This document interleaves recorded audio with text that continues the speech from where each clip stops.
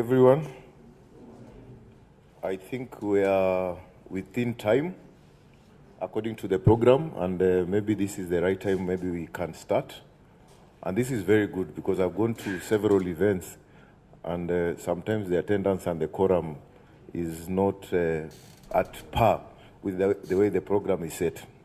So I'll start by taking this opportunity on behalf of Kickstart International to invite every one of us, honorable delegates, to these particular engagements so that we can be able to hear about what we have on our side, then exchange great ideas, network, and see how we can be able to partner in this great land to ensure that at least we contribute to the government programs of addressing the aspect of food security, which Rwanda is taking a very good lead.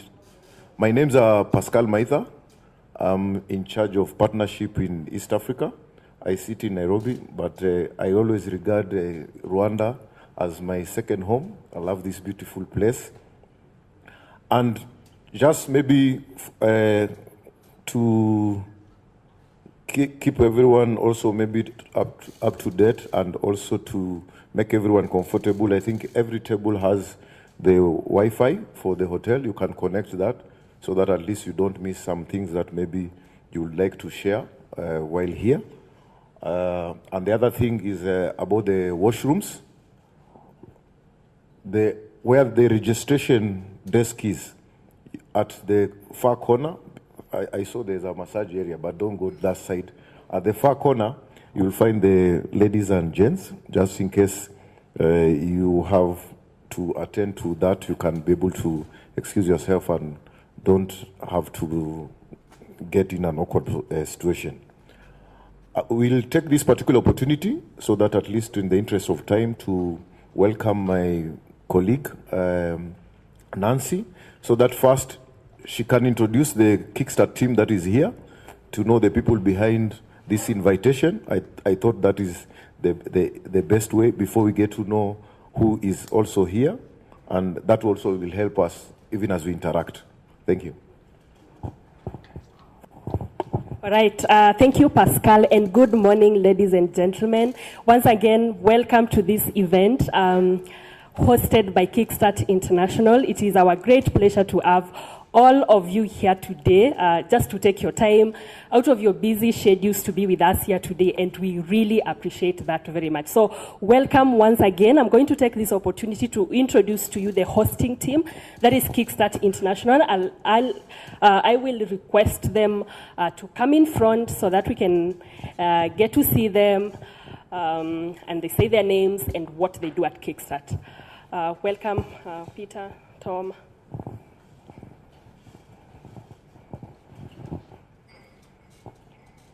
All right, thank you. I'll just let them introduce themselves, I think, starting with maybe ladies first. Good morning, everyone. My name is Angela Omondi. I'm the HR manager at Kickstart. You are all welcome. Good morning, everyone. My name is Peter Juma. I'm the head of operations for Kickstart. You are most welcome. Habari zenyu. My name is Tom Opapa. I'm the director for partnerships at Kickstart, looking at most of you, interacting with most of you across Africa. Thank you very much and feel most welcome. Morning once more. As I said, my name is Pascal. I work in East Africa in charge of partnership, and that extends to this country. So the partnerships that we are going to create here are very important to me, and looking at synergies and ways to work together. Welcome. Thank you so much. My name is Milisha Foster. I'm in charge of partnership based here in Rwanda, Kigali. So thank you so much. You are welcome. Them. Or you didn't hear their names, that's why you don't want to appreciate them. My name is Nancy Muindi. I'm a marketing and programs coordinator at Kickstart International. Yes. And so at this time, I think we would like to know who is here present with us today. I mean, you've known as the host.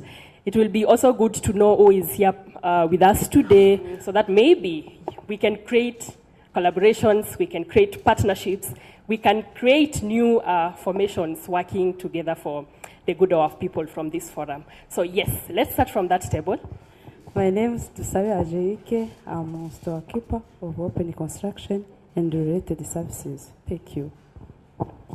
Hello, my name is Odiem Keshman. I am for Agromo Limited. I am an agropreneur, food engineer. Thank you.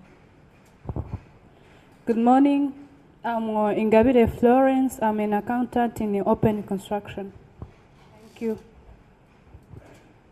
Good morning. I am Samuel Ranhabara, and I am a small-scale farmer. Yeah, thank you. We are having farmers. Good morning. Good morning. Sabimana are my names. I work for Vision Fund Rwanda as Chief Operating Officer. Thank you. Vision Fund Rwanda. Good morning. My name is Justin Williams. I'm a farmer. Morning, everyone. I am Diogene Hakizimana from Innovatech. I work as irrigation engineer. Good morning. My name is Ujusgane Jean Sauver, electrical engineer in open construction. Good morning. Habari zenu. Zuri. I'm Jean-Paul from Garden Fresh. Garden Fresh is an exporting company, and I'm the production manager. Right.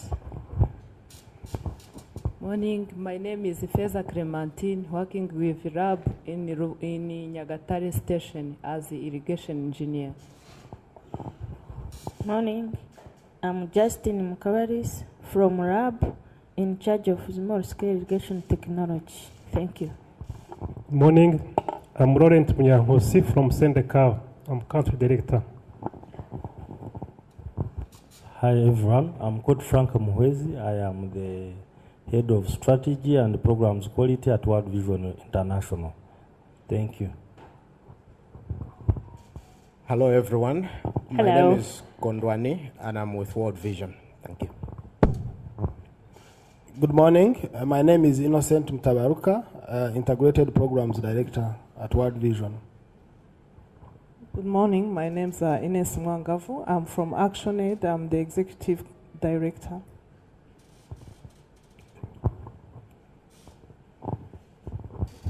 Good morning. My name is Felix Jamungu. I come from Caritas Tigari, in charge of the development of smallholder farmers. Good morning. I'm Jean Hachirotimana. I come from Caritas Rwanda. I'm working as a DSOP for a program we are implementing in partnership with USAID. Thank you. Nitwa Akemaye Constance, nkaba ndi umuhinzi, naturutse mu karere ka Gakenke mu ntara y'Amajyaruguru mu murenge wa Rushashi. This is one of our farmers. We work with a partner here. You'll hear the story about her. My name is Bizimu Pastor from Nyagatare. I'm a farmer. Good morning. My name is Issa Nezerwa. I'm irrigation officer from Nyagatare district. Thank you. Hello everyone. I'm Hello. Seven Ndihokubwa from Rwanda Environment Management Authority. I work as environment officer. Thank you. Morning everybody. My name is Kajenza Godfrey. I'm irrigation engineer. I work in RAB and Road Bank funded project.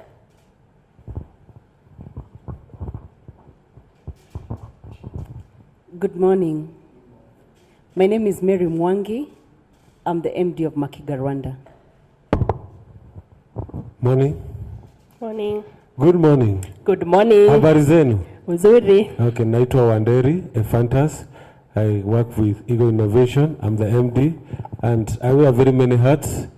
And I'll be very happy to interact with most of you in this event. Morning. Good morning.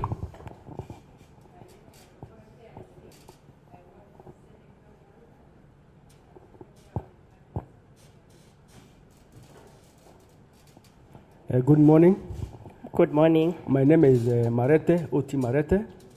I'm here in two capacities. I'm an official of the Kenyans living in Rwanda, represent them. And also, I'm involved in community development projects, M&D.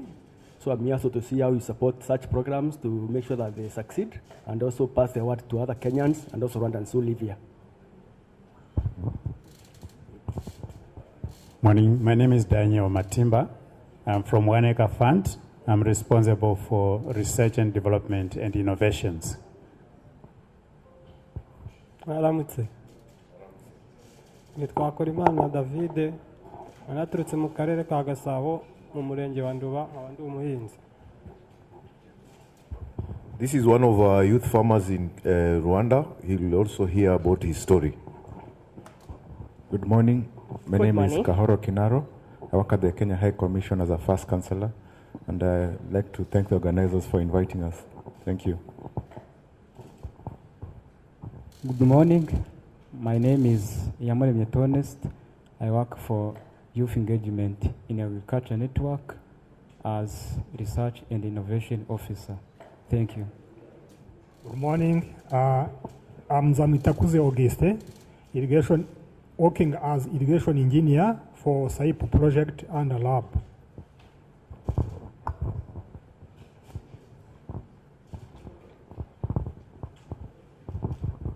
Good morning. My name is Ines Wonghonda. I'm working with RAB in SPIU IFAD funded project. I'm working as irrigation engineer. Thank you. Stable. Okay. Morning all. Good My morning. name is Munyampita Joseph, Managing Director of Open Construction and Related Services. We are also distributor of Kickstart product in Rwanda. Thank you very much. Good morning, all. My name is Mucho Papias. I'm an irrigation specialist and also the irrigation program leader under RAB. Thank you. Good morning, everyone. I'm Otto Muhinda, the Deputy Representative of the FAO, the Food and Agriculture Organization of the United Nations. I attend this workshop because of my interest on the solutions to smallholder farmers, especially small-scale irrigation. Your neighbor. At least now you know who is your neighbor. You can call them by their names. We would like to go to the next session. And at this juncture, I think I would like to invite Peter Juma, who is the head of operations at Kickstart International, and he will be giving us the Kickstart presentations. Yeah, welcome, Peter. Thank you so much, Nancy. And thanks everybody for coming. We are very excited. Rwanda is our second home. Just like Pascal said, we've been here for quite some time. We were here during the AGRF conference. We spent a whole week here. A few of us went back to Nairobi to follow up on a few things. Some remained here. In fact, some of our colleagues have been here for the last 3 weeks. Really just trying to organize for this event. And we are so grateful for your courtesy to come and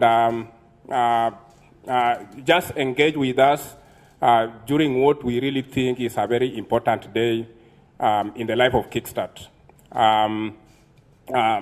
Today is actually the beginning of an introduction of a product that we've been developing over the years, which we believe today it should be the most affordable irrigation tool in Africa, if not in the world. And Rwanda is the first place. We are doing the launch. Next week we'll be in Kampala to do the same. And then we'll be rolling that, hopefully ending early 2023 across the 17 countries where we operate.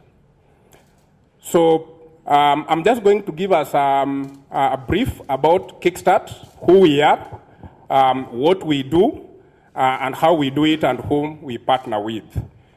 just to appreciate all, first of all, our friend Joseph here, who is actually our representative here in Rwanda through Open Construction.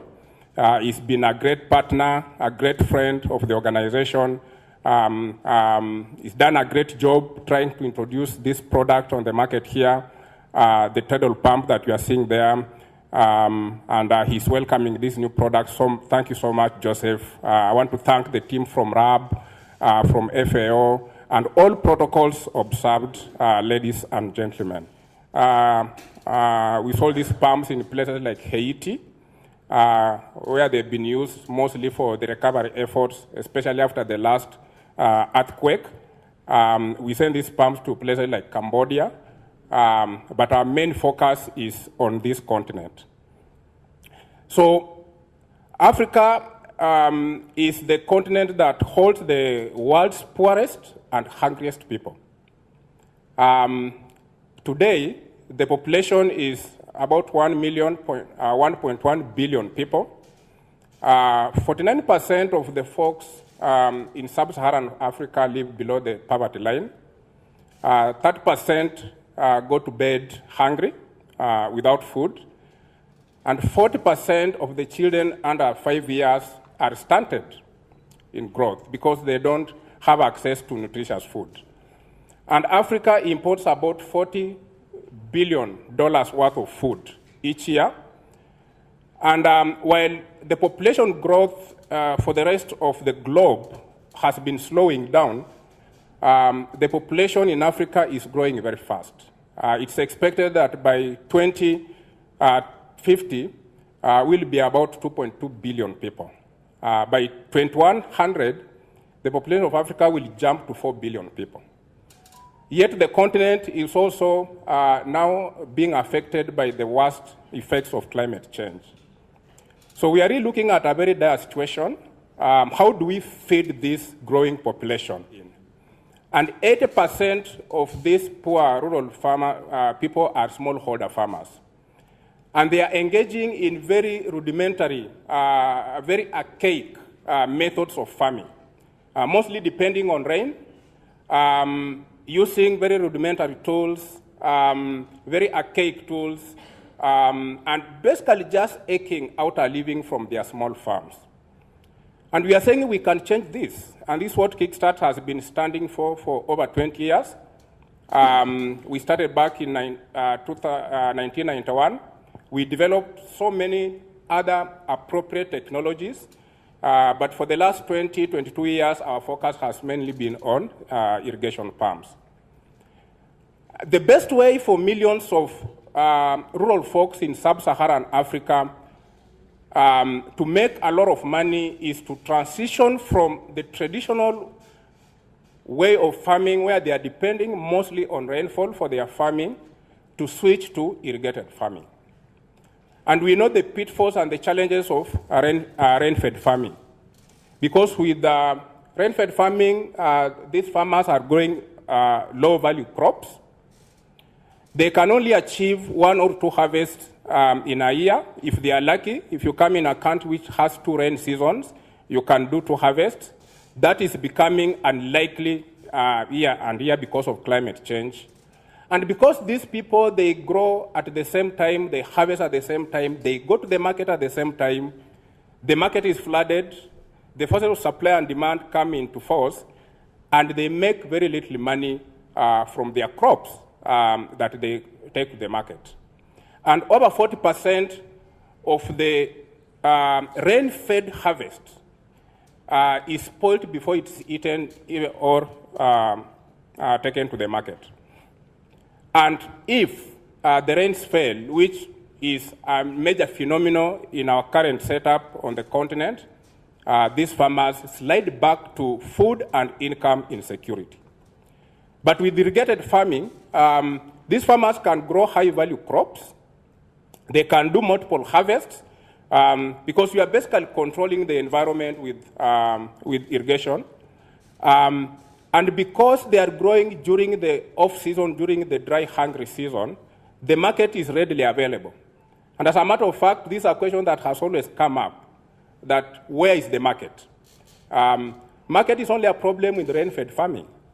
With irrigation, market is not a problem because you are growing when all your neighbors are waiting for the next rain season. So people are basically coming to your farm to buy the produce.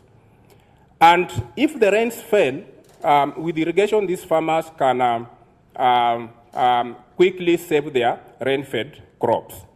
And during natural disasters, for example, where there are floods, they can quickly get back to farming. And so we are saying we want farmers to transition from their failing subsistence farms to profitable family farms. And why irrigation? Irrigation is really a game changer, not just on this continent, but globally. The sad situation that Africa doesn't have really a very rich history of irrigation. Compared to the other parts of the globe, globally, 20% of farmland is irrigated. And this produces 40% of the food that's consumed globally. In India, over 50% of farmland is under irrigation. In Asia, it's 40%. And this is done by smallholder farmers, accounting for 70% of farmland that's under irrigation in India and in Asia. In Africa, the situation is very sad. We are only talking about 4% of farmland in Africa is under irrigation.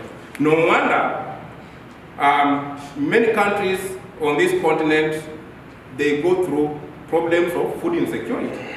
Even in my own country, in Kenya, every year our president has to declare an emergency, food emergency. So, and even this 40%, I mean the 4% of farmland that is under irrigation in sub-Saharan Africa, most of it is concentrated in the south, mostly in South Africa and Madagascar, which is not even on this map. And so what it means at individual level, at the country level, like even here in Rwanda, even in Kenya, we are talking about less than 2% or less than 3% of farmland that is under irrigation. And that's a sad situation. That's why we are food insecure as a continent. The potential is huge. To avoid going through this problem of annual hungry season and food insecurity, we need to change this situation. And that's why we have called you people here, and that's why we'll be talking to other similar partners in the remaining 10 or so countries where we'll be doing this launch. Sub-Saharan Africa needs to get to about 20% of their farmland irrigated as soon as possible to be able to feed this growing population and create millions of livelihoods and survive climate change, which is our current phenomenon we have to deal with. And how we do this, Kickstart provides a solution through three different strategies. Number one, we innovate new technologies and methods required for these smallholder farmers. Number two, we widely promote and distribute technologies and innovations. And our friend here, Joseph, will be sharing more about what he does. And then number three, we advocate catalyze system change. So we talk to governments, we talk to partners like you, to really bring the message of irrigation to the forefront. You can imagine the campaign that have happened about around major global issues like malaria, like HIV and AIDS. If we can have similar campaign around irrigation in Africa, we can change the situation on this continent. And so we massively collaborate and partner to accomplish these goals. We can't do it alone. The problem is so huge, we cannot pretend that we can solve it. And so we need partners. And that's why we partner with people like you, and that's why we have invited even new potential partners to really tag along this campaign to irrigate Africa. But sadly, we do not have a history of irrigation on the continent. Because fortunately, Africa has had a very stable climate. Some of the countries, they were assured of 2 rain seasons or even sometimes 3. Our forefathers have been depending on rainfall for their farming activities. And so it's not been a big deal why people should be thinking about irrigation. The other problem we have on the continent is there's very little infrastructure when you go in the rural areas. So we do not have electricity. Most of our homes in the rural area are not connected to the national grid. There is no fuel, and even if it's available, it's very expensive and even hard to get. And there is limited knowledge and about the right tools, all the right technologies that can be used by these rural farmers. So Kickstart, we come in with a solution, and our solution is to provide very low-cost human-powered pumps. Human-powered pumps, because of the challenges that are at the top, we don't have electricity in our rural areas, so we can't even be thinking about electric pumps. We can't be thinking about petrol pumps because fuel is hard to come by and it's very expensive. So we designed very low-cost human-powered pumps, which are branded MoneyMaker pumps. Then we developed this hand pump called the MoneyMaker Hip. So operated with a rocking motion, so that you use very little energy. You are using your whole body mass to operate the pump instead of pumping like a hand pump. And this pump can also pull water from a depth of 7 meters, push it to another height of 7 meters, and on a flat ground, you can push water up to 200 meters of that big pump and 100 meters of this heat pump. This pump retails at around $115 on average. It could be lower or higher than that, depending on the country. And today, the reason we are here, we are introducing our brand new low-cost irrigation pump on the continent, we believe, called the MoneyMaker Starter Pump. And that's why we are here. We have set a demonstration down there. After this, we'll be going down there to see this pump in action. This pump is similar to the hand pump. We did some modification. We made it much lighter and more affordable. We realized that there was still a big mass of farmers out there that cannot afford even our heat pump. We are also developing other technologies, and we are working on a MoneyMaker solar pump. Using again our design criteria, one of our criteria is to make the technology as affordable as possible. Our target price is $450, complete with everything. We are hoping we could launch this pump. We might be here again sometime next year to launch the MoneyMaker solar pump. And so how do we design our pumps? Our pumps are designed and field tested in Kenya. That's where we have our innovations hub.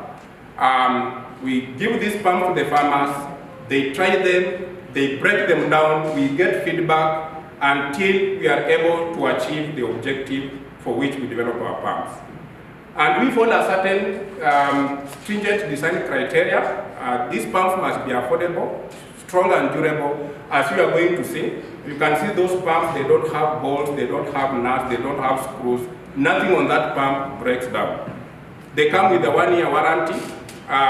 Gender friendly, as you are going to see from that starter pump, easy to use and install without any training or tools.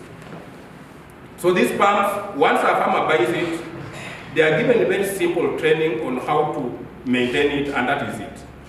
There is no day the farmer will call back to ask for any help on how to manage that pump, unless the problem is just out of hand, which is very rare. And it's portable. You can carry it to your field and bring it back home. You can store it to the tiniest place, as you can see, and you can use this pump in just any form of water. Dirty water, salt water, sandy water, muddy water, the pump operates. And just for our distributors and other partners to really gain efficiencies, we've developed these pumps so that it's very easy to carry them, even for our partners that are importing them from a manufacturing plant in China. And so that big pump, you can pack 1,400 of those in a 40-foot container, the small one, 3,000 of those.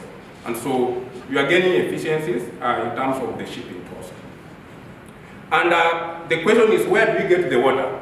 And the water sources are plenty. Where these pumps can be used can be stream, lakes, rivers, shallow hand-dug wells. Just any, these are readily available in our rural homes. Just everywhere you go in Africa, you go out there in the farms, there is some water that is somewhere either flowing streams or rivers and all that. This is where these pumps can be used. And there's potential for irrigation in Africa. Today, Africa is using less than 10% of its renewable groundwater and less than 5% of the renewable surface water. So the potential for irrigation, the source of water for irrigation is huge and available. And what we have found out is that 20% of the farmers, all farms on the continent, they at least have shallow or surface water. So this is a result that can easily be tapped and be put into use to increase productivity for the farmers. The potential for smallholder irrigation on the continent is so huge. Various studies, and our colleague from FAO here can attest some of these numbers. Maybe they have now changed a bit. The last time we checked, the potential for smallholder irrigation on the continent is 100 million smallholder farmers. We are only saying today only 4% of farmland is under irrigation. So you can see the potential is so huge. If you really want to leapfrog the continent from food insecurity to food sufficiency, the potential is there. The climatic conditions are just nice. Africa at least gets rain, 1 or 2 rain seasons across the continent. There is seasonal rain, which is potential for irrigated crops during the dry season. Rural poverty is very high. Again, if you are really thinking, and some of the partners who are here, you are in livelihood programs, the potential to really scale your impact through irrigation is so huge because rural poverty in Africa is the highest globally. As I've said, groundwater is plenty, it's untapped. This can easily be tapped and used for irrigation. And the potential for the impact on irrigation, addressing and minimizing rural poverty is also very high. These are studies by FAO, IFAD, these other global organizations. So we are saying that we really need to get to at least 20% of sub-Saharan Africa under irrigation. If the continent has to feed itself, if we truly by 2100 will be 4 billion people, that will be the continent with the largest number of people on the globe. It will surpass India and China. We need to feed this population.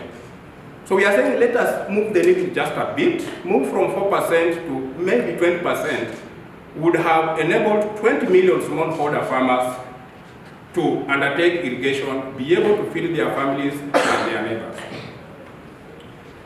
So we need to massively scale. And why irrigation is so important, why fighting poverty is important. Beyond hungry stomachs, there are other issues, major issues that will be brought about by hunger. And as a continent, we are facing an unprecedented crisis, which is now even being made by emerging issues like COVID. So we really need to solve this problem around world hunger on the continent to prevent geopolitical instability, mass migrations, which is happening. It's a phenomenon that a lot of countries on the continent are facing, and save millions from starvation, save our little children from stunting in growth because we are losing the next generation. In a few years' time, most of us seated here will be off the stage. There's a generation that will come and take over the leadership. We need to save that generation by addressing this problem of hunger. So how we work is Kickstart works with partners, and our frontline soldiers are our distributors, the private sector players. So like here in Rwanda, as we have said, and Joseph is going to share a bit what he does, partnering with us. We establish private sector supply chains because we believe this is the only sustainable way to keep the programs running.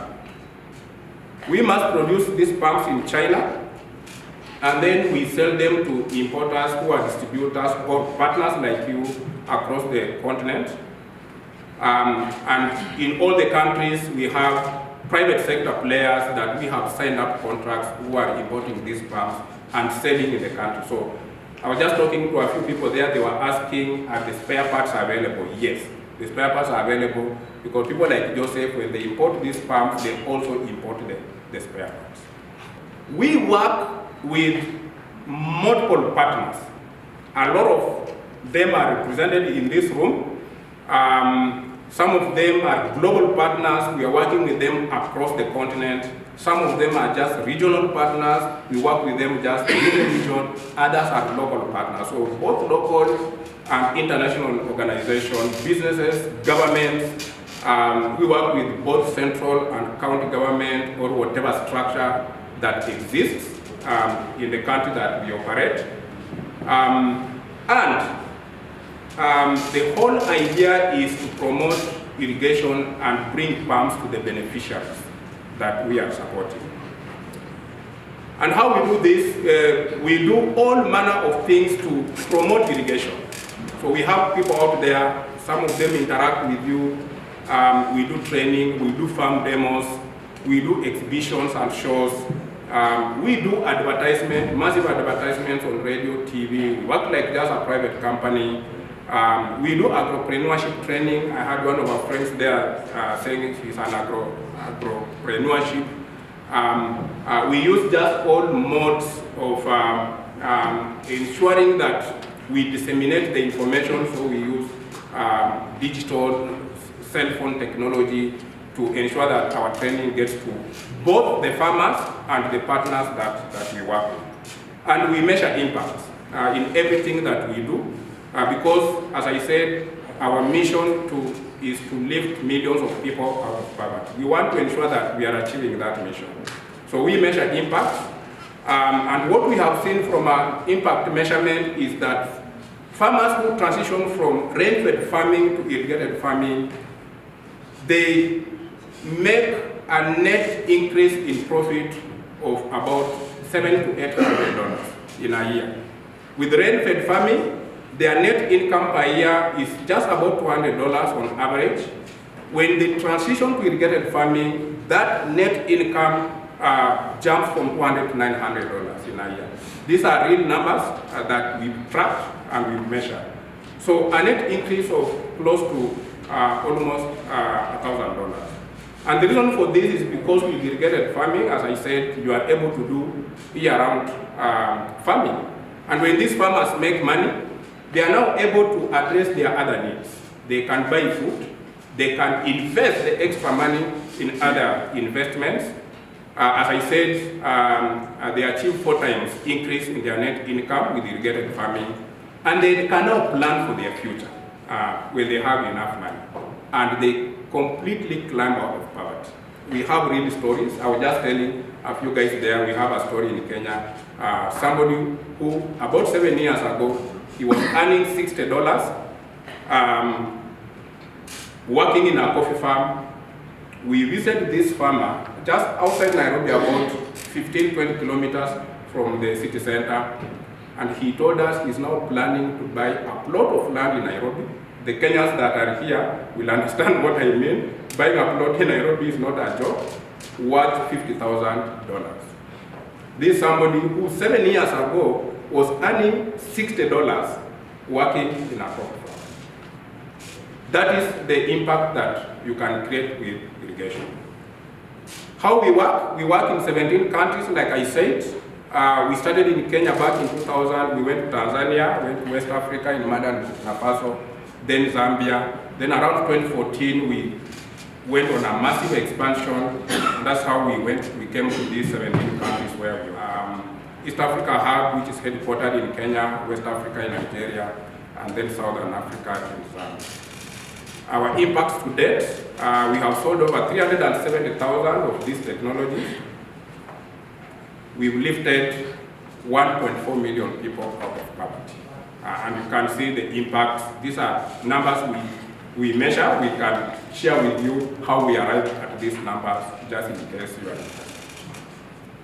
And irrigation has, our friend here from FAO, I think there's somebody from SDG here.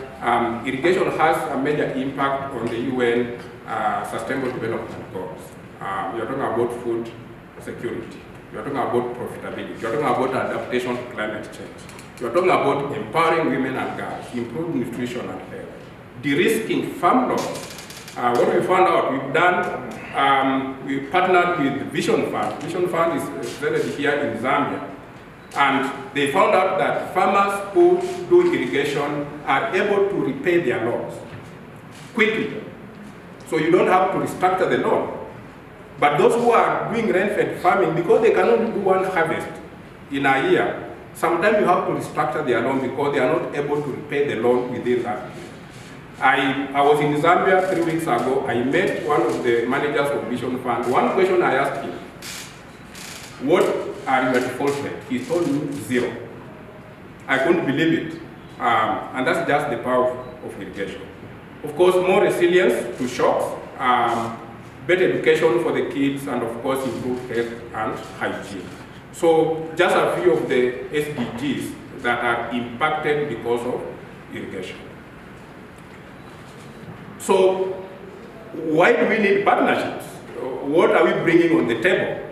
Why do we need to work with you? Why do you need to work with us? And we pride ourselves because we bring certain assets in our partnership. Because we believe any partnership should be beneficial to both parties.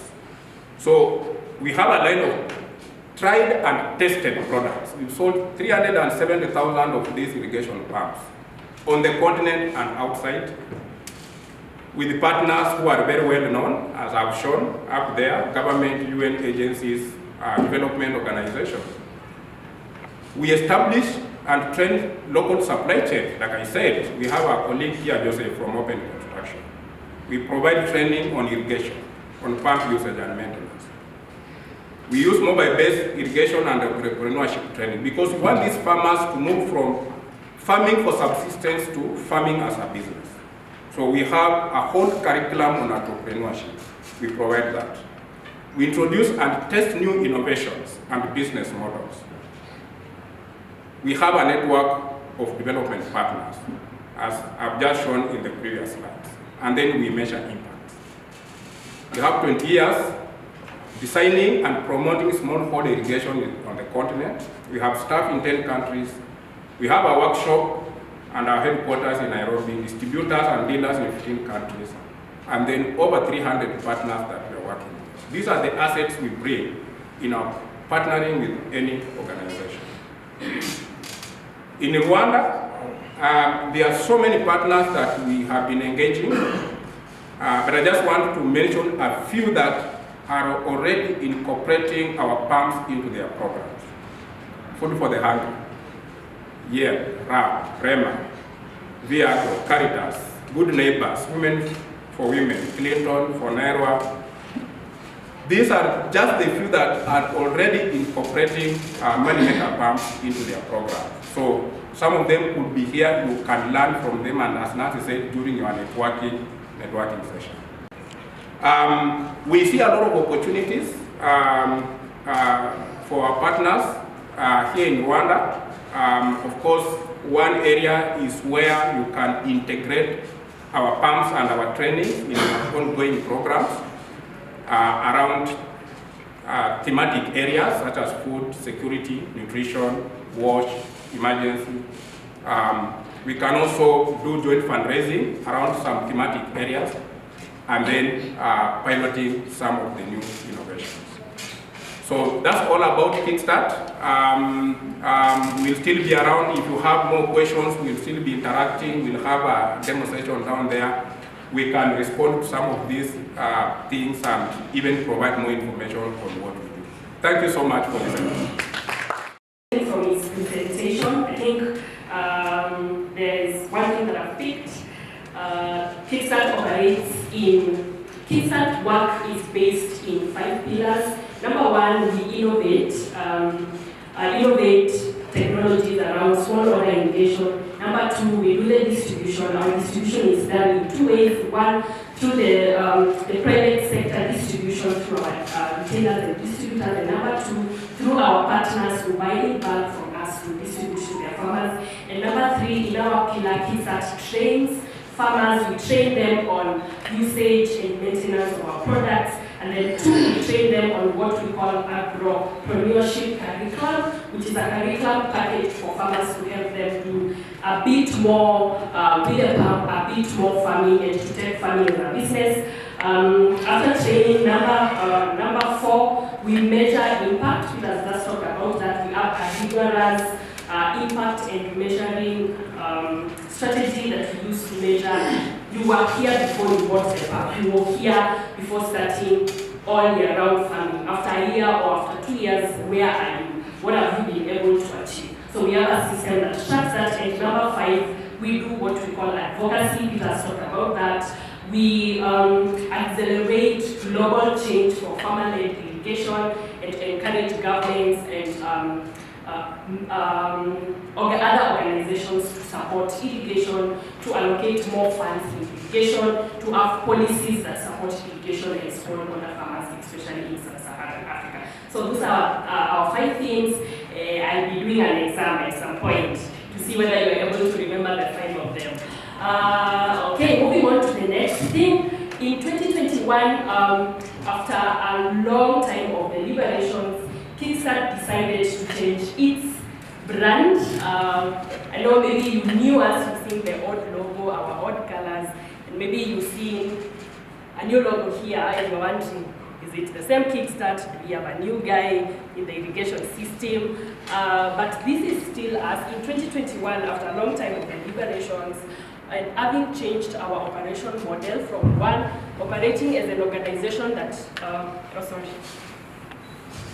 operating as an organization that offers wide solutions to lift people out of poverty, to narrowing our focus to specifically focusing on irrigation for smallholder farmers, we decided it was time to rebrand. It was time to change our strategy, to adopt a logo that we felt spoke a little bit more to who we are now, colors that we felt fitted in to what we do currently, working with farmers, helping smallholder farmers. And so after a long time of tweaks and doing ABCD, we came up with our new logo, which has a water drop and a leaf.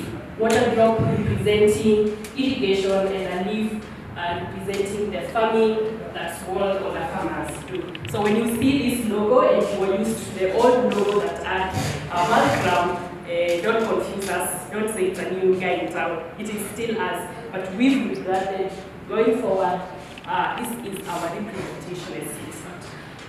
Okay, in the program, moving on, in the 5 pillars that I've said we work with, in the distribution of Peter has highlighted, we do our distribution through 2 ways. One, we do that through the private sector distributors, and 2, we do that through partnerships. And at this point, I would like to invite our Rwanda distributor, from Open Construction. Through whose partnership, this event has actually been possible.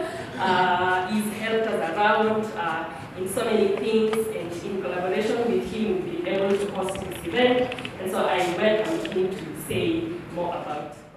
Good morning again. Thank you, Kickstart, for coming here. I think it has been a long time working together, but it's first time to have an event like this one. I also take this opportunity to say thanks to RAB, FAO, Caritas, World Vision, and other partners who work together, also farmers who are our customers. So let me first introduce Open Construction and Related Services. We are a private company operating as business-oriented in irrigation sector. So because today I think we are talking about Kickstart is one of our products. I think Kickstart will not enjoy if I introduce other products.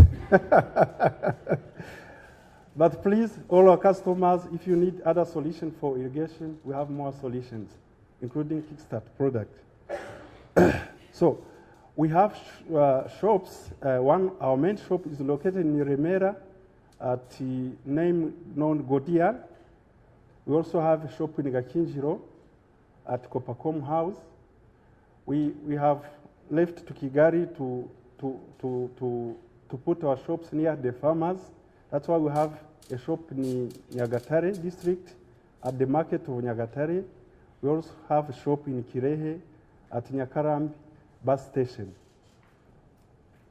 I think introduction, that's who we are. Let's talk about Kickstart now.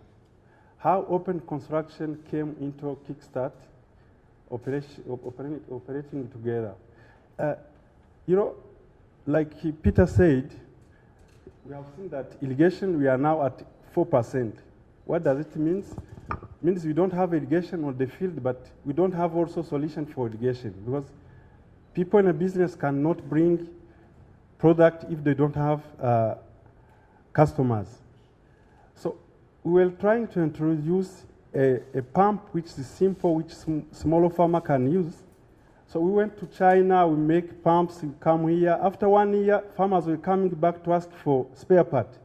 When we went back to China, we found that they changed the product. They don't have spare parts. So it means every year they were supposed to buy kit every year. So as business people, we found that will not be a solution for our long run business. So we were lucky to find Kickstart in 2018 as NGO, which is non-profit organization.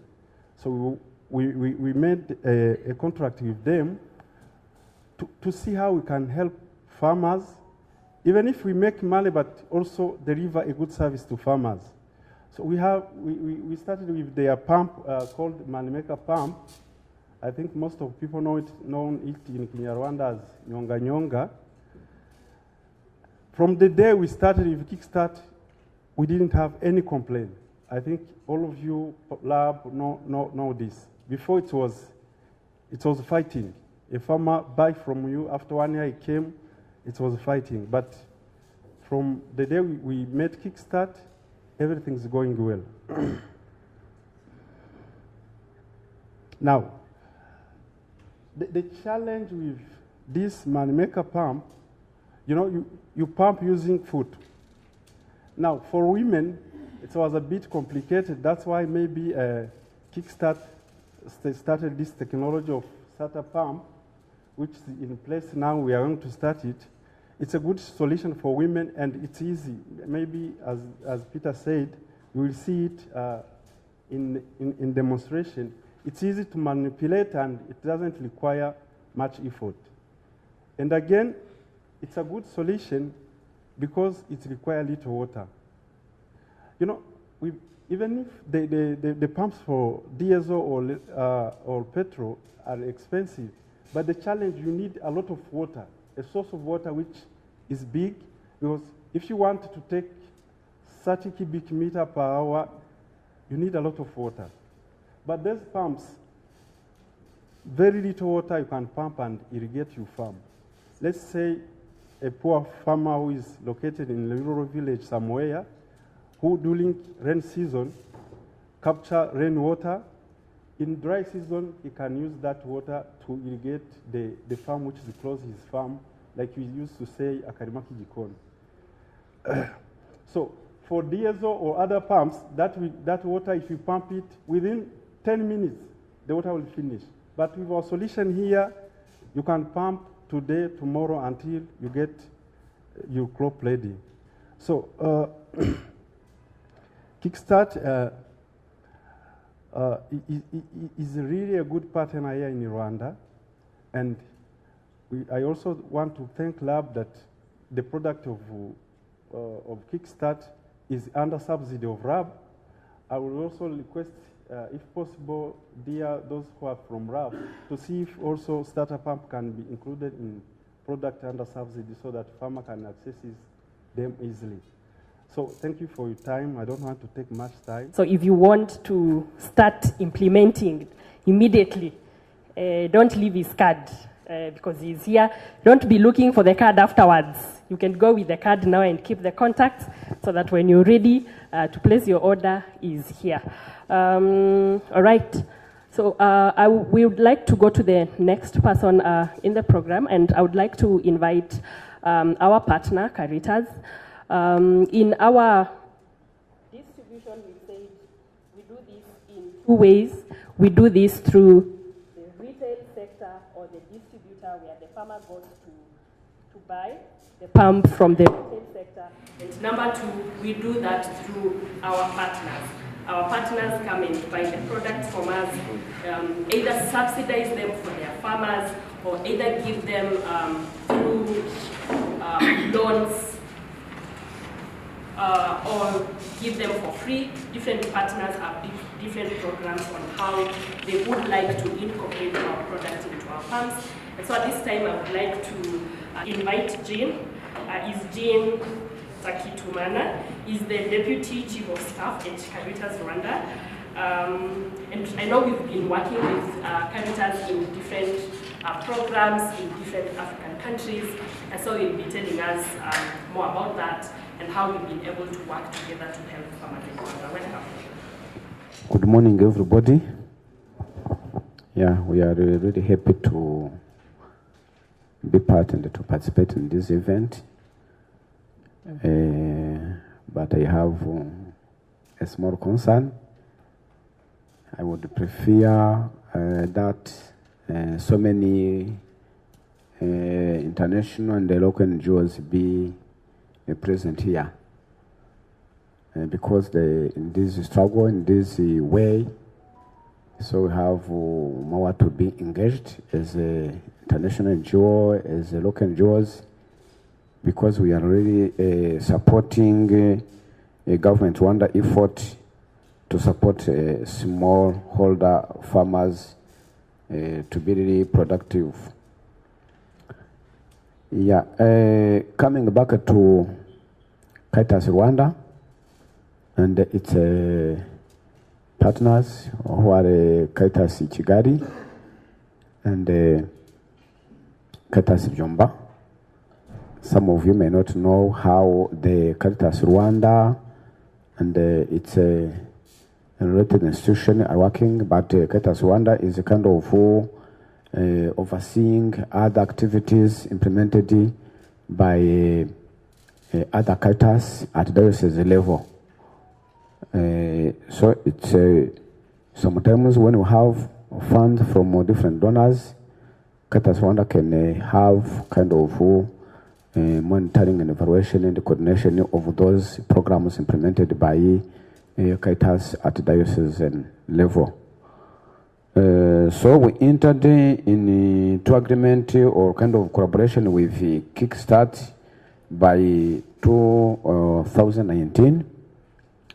It's where we started to know their products, and it's by when we started to see how we can interact with them and support our farmers in the program to have access to these pumps. We are really thankful to government of Rwanda because they provide some subsidies to the pump that we distributed. So far, we distributed 25 pumps in the Gachenche district in 2 sectors, and 20 in the Nyagatare district. This was a program funded by DGD. DGD is the Caritas, it's a Direction Générale de la Coopération au Développement, that's a government of Belgium, but also in collaboration with the Caritas Internationaliste de Belgique. So we have together a program named EMO, which stands for Empowerment dans un monde en mouvement. can I say, empowerment for a word in movement, or empowerment through a word in movement. So this program was supported, and it has a component of supporting smallholder farmers to increase their productivity, the productivity of their soil. I said thanks to government because we've had advocacy. The government, you know, that is supporting so many things. It is subsidizing so many things so that our farmer can really increase their the productivity of their small lands. So in this also they accepted to fund the half of cost of the pump distributed. If we buy a pump, for example, at 180,000, the government supported the half, and the half remaining was supported by the program I said, EMO, but also that half we asked the two farmers to pay 1/3 of that cost, or half. So we want to teach the culture to our farmers that they have to contribute, to invest in their agriculture, not only giving input for free, but also they have to have any contribution to what they are doing.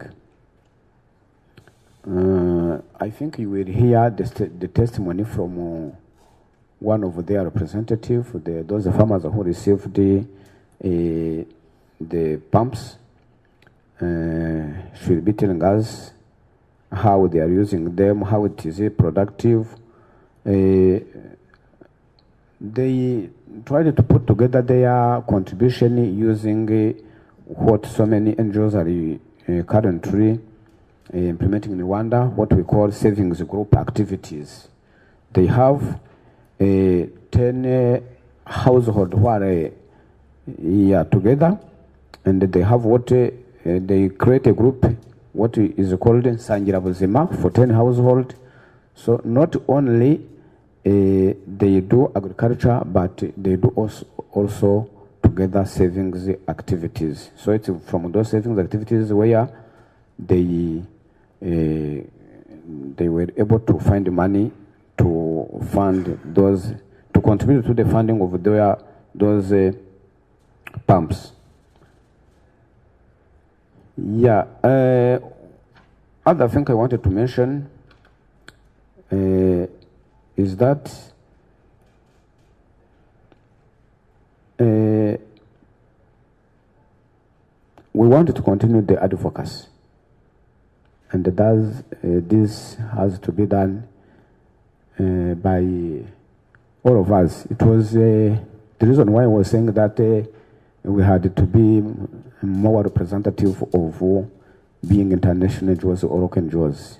So we have to make sure that this advocacy is done at all levels, because the government has a fund. I know the international donors have fund that they can fund those pumps and other activities. So we have to make sure that this advocacy is really continued toward empowering our farmers. Our farmers, they have knowledge, they have strength, they have power, but what they need is to be accompanied. They need to be really monitored. They have to be provided with the advices. So, but they really that have will to make money. So what they need is to be really accompanied. So it's why I'm saying that we have really to make sure that this advocacy is done, so that we can try our best to scale up. I was saying that we distributed 25 in Rulindo and 20 in Nyagatare, but so many farmers currently are willing to have those pumps. I'm supposing that really, being international NGOs, being government, we have to continue try to find out how to subsidize this activity. I want to, you will excuse me, I want to give a short testimony, who is myself testimony, to show the comparison with the current situation and the previous situation. When I was in secondary education, it was in 1984, 85, 86, 87, and beyond. My father was dead, but my mom had to struggle to see if I can continue and finish my secondary education. And I had no chance to be in the official schools because the government always subsidized the schools. In the government schools, the cost was low, but in the private school, the cost was very, very high. Even if I hadn't chance to continue those private school in Rwanda, because I continued my studies in the DRC because the education was a bit not expensive. But 2 years that I make in private school in Rwanda, how we managed to really pay them? It was through growing vegetables and what we call, it's a kind of also vegetables, but what we call eggplant. In Rwanda, we say intorigi. But we used it to grow with them in marshland, but in Turkey, we use it to be cultivated to the mountain. So early morning or evening, we had to be the whole family. 5 or 6 people of the family going to draw water from the marshland and going with that water to the mountain so that the eggplant can really grow. But even in the marshland where we use it to cultivate the vegetables, we had to use bucket, bucket.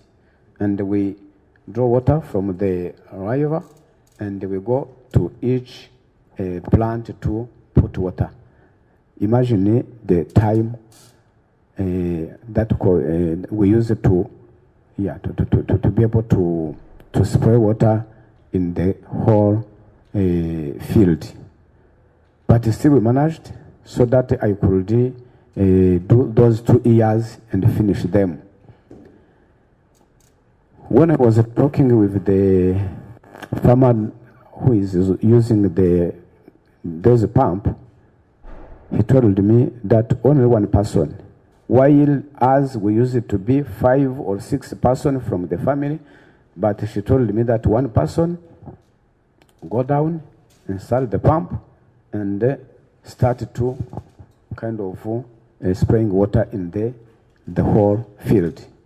So there are so many gain being in time, but also being in the time of people, but also being in having so many water in the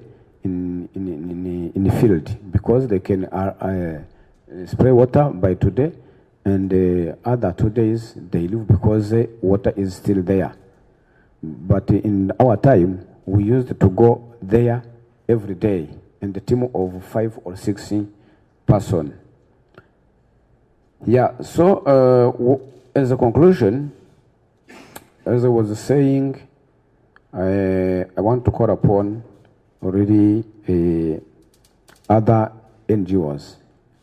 I was regretting that they are not more here, but I know like Duhamike, I know like RD, like so many NGOs that are implementing activities, especially those who are accompanying smallholder farmers. So they have to be more engaged. So Kickstart, you have really to see how to engage them, to collaborate with them, so that we can reach so many farmers in different districts of the Rwanda. But also, we have to continue advocating to RAB and other international donors who have money, so that they can accept it to fund those activities.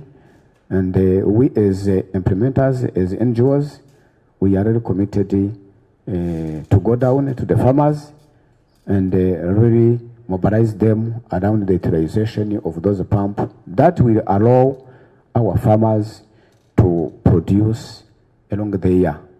Not saying there is a dry season which is coming in July and August. People are sitting at home without doing anything. So we have to really try to find out solution that will allow farmers to be able to produce, to increase production, but also to produce all season of the agriculture. Thank you for this meeting. Thank you.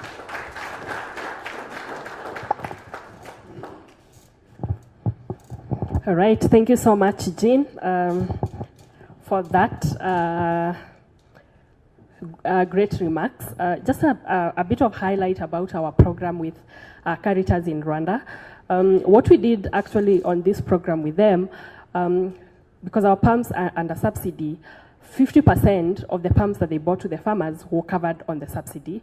And then 25, the other 50 that was remaining was shared 25% to the partner with Caritas and 25% to the farmer. So you can imagine with a low-cost technology, with an affordable technology, and with that kind of arrangement where the subsidy is taking 50% of the cost of the pump. And then we have the partner, maybe you as a partner, take only 25. And I'm sure most farmers, given that opportunity, will be able to afford the 25%, to just balance the equation.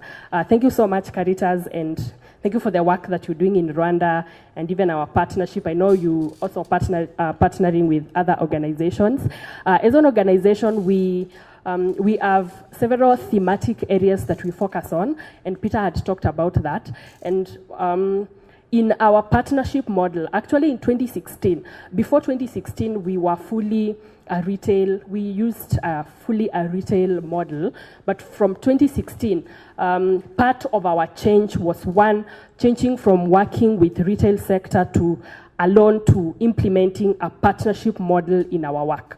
And in our partnership model, we went out full board and reached out to partners, encouraging them to incorporate irrigation on their programs. And part of the themes that we identified that as an organization, our mission fits in: one is food security, two, food and income security, actually. Two is climate resilience, and three is nutrition, and a fourth one that I'm forgetting. But basically, those are the thematic areas that we seek partnerships in.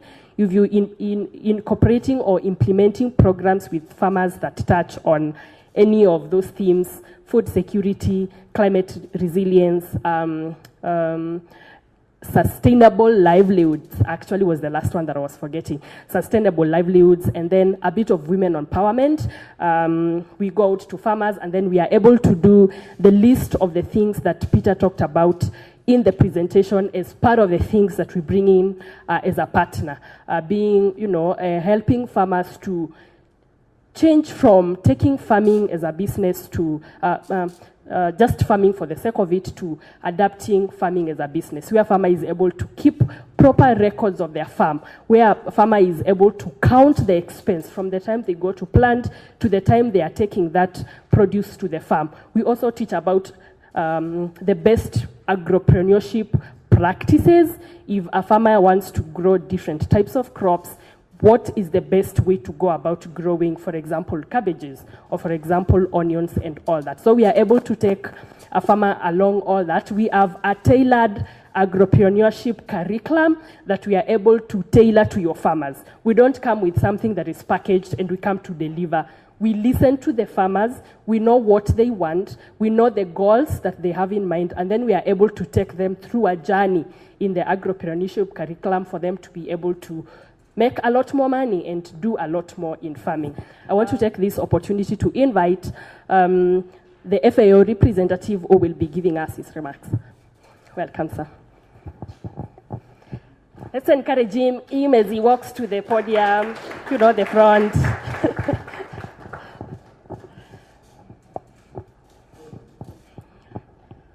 All right, thank you, sir. You're welcome.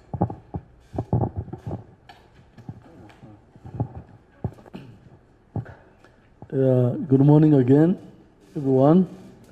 Thank you very much for giving me the floor, although I haven't prepared any speech, because I came to attend as a participant.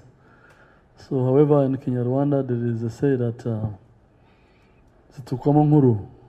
so when you arrive somewhere and they ask you to say something, you have to find and tell valuable things. So an idea came to my mind when you say that I'm going to speak, probably to share somehow some knowledge on the importance of water.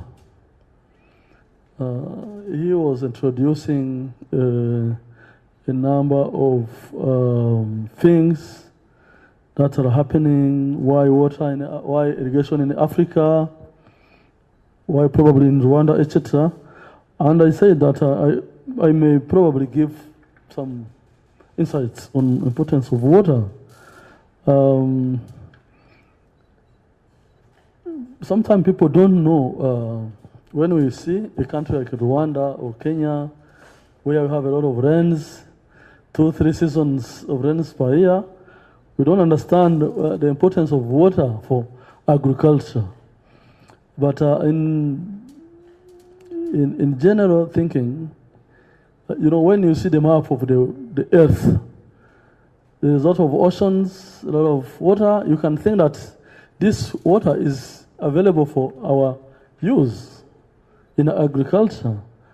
But somehow, only 3%, I don't know if you know that, only % of the water available on the maps is available and it is fresh. Only 3% of the volume of water that we have on the earth is only usable. And actually 2.5% is locked somewhere in the glaciers, in the ices. It is a polluted water, it is in the atmosphere, it is underground. So we only have access to 0.5% of the whole waters that is available on the maps, that as you see. So it means that fresh water that we have available, to use it efficiently is important. That's why when I see this type of pumps, I'm really very much excited, because that will help us to do what? It will help us to use water efficiently. Because water is available resources, but it's not available forever. If we don't use it very well, we will reduce it and we will lose a lot of capacity for us as humans to increase productivity and feed ourselves. Another example that comes in my mind, I was looking at the statistics of Rwanda, because yesterday we have a project of that we call knowing water better. It's a project that was funded by the German government for Rwanda to know how to account and govern water that we use. And when we closed that project yesterday, I was looking at the statistics and I saw that, for example, the rains that Rwanda have, all the rains, total rains from 1st January to 31st December, is a volume of 9.5 billion cubic meters. and only 0.2 billion, which is it is like maybe 2%. Only 2% of those waters are available for us for use. The rest is conveyed through rivers. It goes to the oceans in the Mediterranean Ocean. And when it arrives there, it's no longer useful for agriculture because there's a lot of salt and the people cannot repump it for using it for agriculture. Only 2% of all the holy waters we are receiving in the country from the rains is used in the country for domestic use, for agriculture, for cleaning our cars, for cleaning the roads, for everything. Only 2%. And this is in volume 2 times the Lake Kivu content of water. It means Rwandans, we are using 2 times the water, the whole water contained in the volume of Lake Kivu, while 50 times more is going to Mediterranean Ocean. So those are things that help all of us to think how important is irrigation and why the UN system, for which I stand today, has introduced this, what we call Sustainable Development Goal number 6, which is speaking to clean water and sanitation. Because it's important that today we start to think about the efficient use of water. And how much water do we have? What quantity of water are you losing every day? Each second we are losing more than how many million cubic meters? That goes to the oceans, because when the water is there, it's no longer available for human use and agriculture production. So this is important that we try to know why we account for water and why we do a good governance of water. So I'm very much pleased to see the launch of this type of pumps, which are very useful for smallholder farmers, and which are very important to increase agricultural productivity in the country. We also know that in Africa, you were talking about Africa, while all the globe, all countries on the globe are struggling to adapt agricultural practices and food systems to water scarcity. So we have water, but in many countries, look at the Sahel area. The representative of FAO Rwanda is coming from Senegal. But they have only, she was talking to us yesterday, they have only 25 days per year when they can see just a drop of rain. 25 out of 335 days. So we have in Rwanda around 150, between 150 and 180 days annually of raining time, while others are just having 20 days. So water scarcity is a very important factor for the global development today. Many countries are struggling to adapt their agricultural practices to the availability of water today. And in Africa, we can say that majority of the countries are still having water out of those who are in the Sahel area, and 13 million hectares of land can be irrigated, could be irrigated with the waters we have. They are not in a desert area, they are not in the mountains where are not be accessible, but this is also only 6%. Only 6% of the whole cultivated area in Africa is irrigated today. That sent me to what the president of Rwanda said yesterday in Nyunga, UN General Assembly, that Africa should not starve today and request for food. Why we are only irrigating 60% of the arable land or cultivated land on the continent. If we increase irrigation, if we multiply this type of pumps that are accessible to smallholder farmers, we can increase from maybe 6% to 15%. If we double only the available of food by doing irrigation, we will no longer look at Ukraine and Russia for feeding our populations. So there is a lot of things that we can say.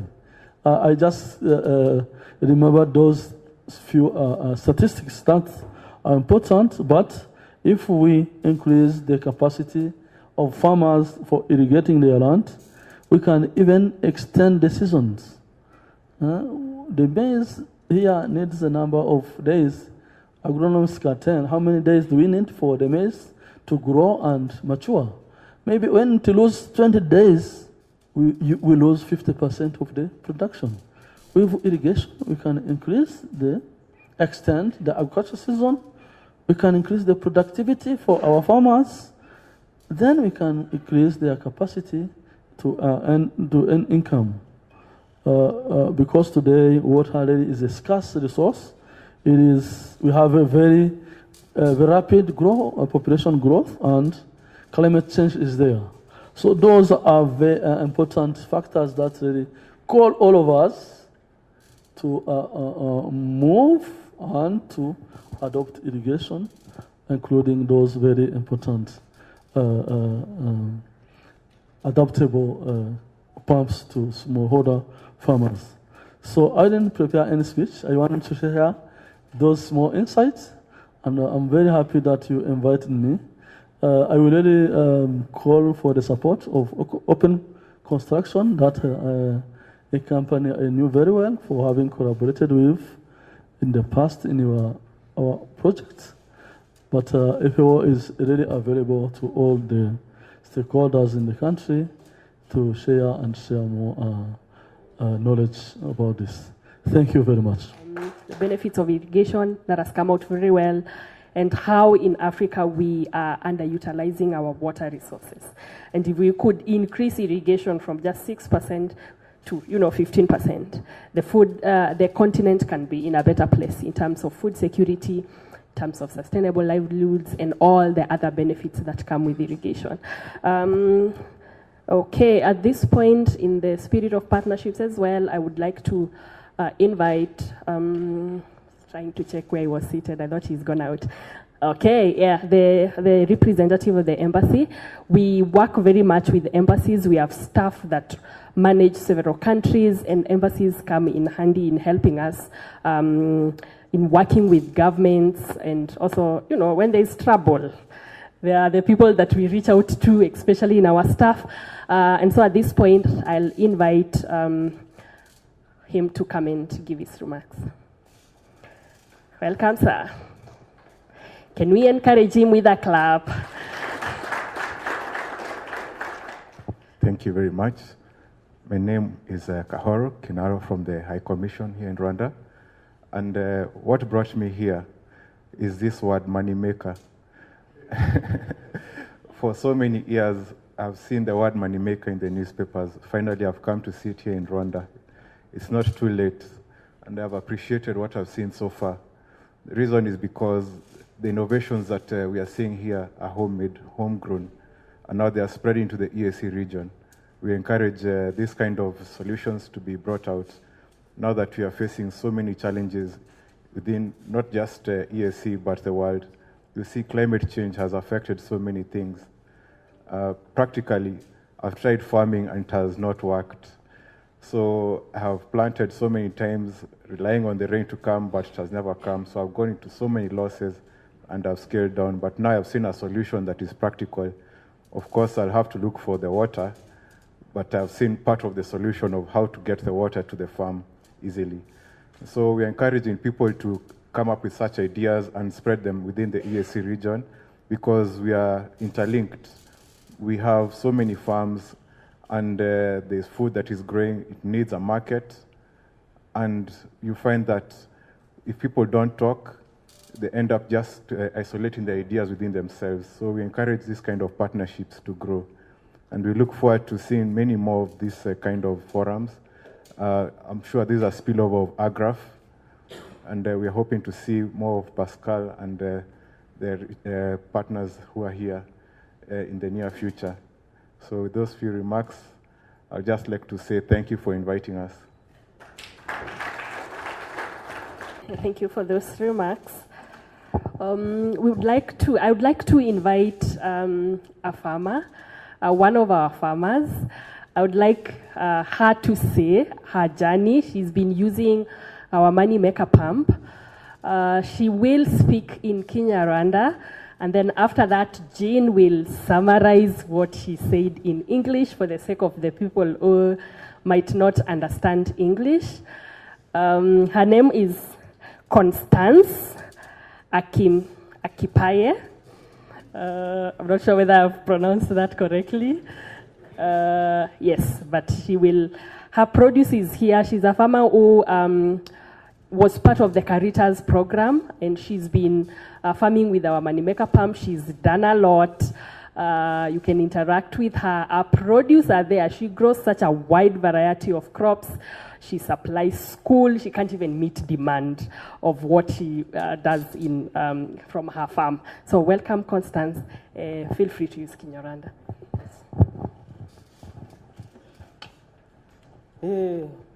Murakoze, nitwa Akimpaye Constance, nkaba naturutse mu ntara y'Amajyaruguru, umurenge wa Rushashi, akarere ka Gakenke, akagari ka Joma. Nkaba naje mpagarariye abahinzi. Ndi umudamu, ndubatse, mfite abana 5 n'umugabo umwe. Ubwo rero murakoze kuba mumpaye umwanya ngo ngira icyo mvuga kuri iriya pompe ya nyonganyonga. Iriya pompe ya nyonganyonga ndayivugaho ibintu byinshi, wenda bigeze nko kuri 5. Tujya kuyibona twakoraga mu matsinda nsangirabuzima nk'uko babibabwiye. Ayo matsinda nsangirabuzima agizwe n'ingo 20. Ubwo rero twari dufite umukangurambaga twakoranaga n'umushinga Caritas ikora muri Archdiocese ya Kigali. Dufite umukangurambaga uza kudukangura uburyo bya Caritas ikora umushinga Caritas. Noneho aza kutubwira amakuru meza ko habonetse umuterankunga wo kuduha amapompe ya nyonganyonga. Kandi dusanzwe dukora umushinga w'ubuhinzi, ariko tukawukora utuvunnye gute? Twarahingaga ko mu gihe cy'impeshyi tugahinga imboga, mbese kuzuhira bikatuvuna dukoresheje utudobo cyangwa se utubasi, turiya tuntu twa Kinyarwanda iwacu. Ariko noneho rero bikadutwara n'igihe kirekire. Nibwo rero umukangurambaga wa Caritas aje atubwira ati twabonye umuntu ushaka kudutera inkunga muri ubu buhinzi bwacu bw'imboga. Twarabyikirije twumva tubwira ibintu byiza, abatwoherereje umuntu biduhuguramo uburyo nyonganyonga ikora. Yaraje, twaramwakiriye, twaranabishimye, aratwigisha, natwe tubona ni byiza cyane. Ubwo natwe twaragiye tujya muri amatsinda nsangirabuzima tubabwira ibyiza batubwiye kuri nyonganyonga, ko zaza idukoreshereza mu kuhira imyaka yacu mu gihe cy'impeshyi, igihe gitoya kandi vuba. Ubwo rero yaraje atwigisha turabimenya. Ubwo rero tugira amashusho tuvuga ngo ugenda ahubwo uzituzanire. Twagize amahirwe, akarere kadushiragaho inkunga, Caritas gadushiraho inkunga, nayo matsinda nakishiraho inkunga, nayo kwishyuraho makeya. Ariko inkunga y'amatsinda ntabwo ari nyinshi rwose, nicyo dushima. Dore rero ibyiza by'iyo nyonganyonga yadukuye mu gihe cyo gukoresha igihe kirekire, byadutwaraga igihe kirekire turimo kuhira, kandi none tukagenda turi benshi nk'umuryango. nyonga uragenda ugatereka hariya ugafata umugozi ugashora mu mazi ubundi ukayitereka mu myaka ukajyana ugafata undi ukageza mu myaka ruguru iriya. Yaba ari umwana, yaba ari umugore, yaba ari umugabo, wese aranyonga, ubundi ibikenera babiri. Umwe akanyonga undi akagenda rugurira mu myaka kuhira. Tukuhira neza, tukanoza ubutaka, imboga zigafata amazi, hagashira n'iminsi ibiri utagiye kuhira bitewe n'ubutaka bwawe. Rero imbere tuteye twabona nyonga twajyagaho buri munsi, ahubwo ntitwuhire neza uko bikwiye. Umusaruro wacu ukagenda ugapfapfana kubera ya mazi makeya turi kwenda dushiramo. Ariko tubone izi nyonga turuhira, tukanoza za mboga zacu, ubutaka bukanwa amazi mu gihe gitoya. Iwacu dukunda guhinga imboga za dodo, amashu, inyanya, karoti, intoryi. Noneho ntago kera zaduhazaga, muri cyo gihe twagendaga dutuze utudobo n'utubase. Aho noneho nyonga ziziye, ubwo se twihagije mu biribwa, imirire mibi yaragabanutse iwacu muri Gakenke, ndere ko bavuga ngo imirire mibi niyo yahabiye, ariko namwe wenda ku maradiyo mugenda mu byumva imirire mibi kugenda iragabanukayo. Icyo ni ikintu twashimira umushinga waduhaye izi nyonga. Mwana bampera n'amashyi yuko abaturage bantumye abo ngo mbashimire. Ikindi yateje imbere umuryango mu gushaka mu kubona ifaranga. Kubona ifaranga rwose dusigaye duhinga, tukagemura imboga ku bigo by'amashuri, tukagemura hara ku mucuruzi runaka muri centre ya Kinyari, tukagemura no mu Gakenke, aho isoko tukagemera Muhondo, ugasanga ifaranga riri kuza. Noneho kubona mituweli byaratugoraga. Ese no kubona amafaranga turi abana ku ishuri byaratugoraga. Ariko ubu ngubu rwose umuhinzi wafungutse mu mutwe kubera Karitasi n'umushinga duteye inkunga tukabona nyonga, amafaranga yaraje mu rugo. Tukaza tubona ayo tujyana mu matsinda kwizigama, tukaguza, ukabuzi ko urajya guca intoryi, ukabuzi ko urajya guca dodo zawe hariya mu murima wawe, ukazabona ujya kwishura mu kwezi. Ubwo rero ukabasha gukemura ikibazo mu rugo, amakimbirane mu rugo y'umugabo n'umugore n'abana yaragabanutse. Kubera burya amakimbirane, urugo rukennye rudafite ifaranga, rudafite ibyo kurya, burya rugira amakimbirane. Ariko ikintu gicyo rwose nk'ubuhinzi bwacu dufashijwemo na Karitasi n'abantu baduteye inkunga za nyonga, turabishima, byagabanyije amakimbirane. Hari itsinda mfite ryarahinze rikaza rigemura ku kigo cy'amashuri umwaka ushize. Ryasaruraga 50,000 mu cyumweru. Ubwo baragiye, nagiye kubasura nsanga bakusanyije 350 bivuye mu buhinzi. Nano barambazaga bati ese amafaranga ko tuyabonye kandi mu bwizigame no kugurizanya natwe tukaba turimo, amafaranga ntabwo atugira inama y'icyo twazayamaza. Ngiye nagiriye inama mfatanyije n'abadukuriye wa Karitasi, ntumva rero aya mafaranga avuye mu buhinzi ubundi mwagumye kuyatandukanya nawe ubwizigame. Mugenda buri muntu mumuguriramo ihene cyangwa se intama cyangwa se ingurube, icyo abashije korora cyamugirira akamaro, yuko abantu twese ntabwo tworora kimwe. Ubwo buri rugo bagiye barugurira ihene, intama, mbese urugo icyo rwahisemo. Ubu bari guteganya, baziguze mu kwezi kwa gatanu, bari guteganya ko mu kwezi kwa 12 ari utwo dupfizi tw'amahene baguze, ari iyo ngurube yo ngo bazagumye bayorore, ari utwo dupfizi tw'amasekurume tw'intama baguze. Ari guteganya ko mu gihe cya Noheli bazagurisha, basubiza amafaranga mu buhinzi, inyungu umunyamuryango afateho n'itsinda rifateho. Icyo kintu si ikintu cyiza itsinda ryagezeho. Ntabwo twaduhurunguru tw'ihene cyangwa se intama, tugomba guhinga za mboga zo ku karima k'igikoni. Ubwo rero ikindi abanyamuryango bantumye ni iki ngiki. Nyonganyonga zatugiriye akamaro, ari ibishoboka mwabongera izindi, noneho ubukungu iwacu n'imirire mibi iwacu igacika burundu, tukayirandura burundu. Nkanjye rero uko mpagaze ku giti cyanjye rero noneho rero ntabwo navuga amatsinda nanjye n'isisi.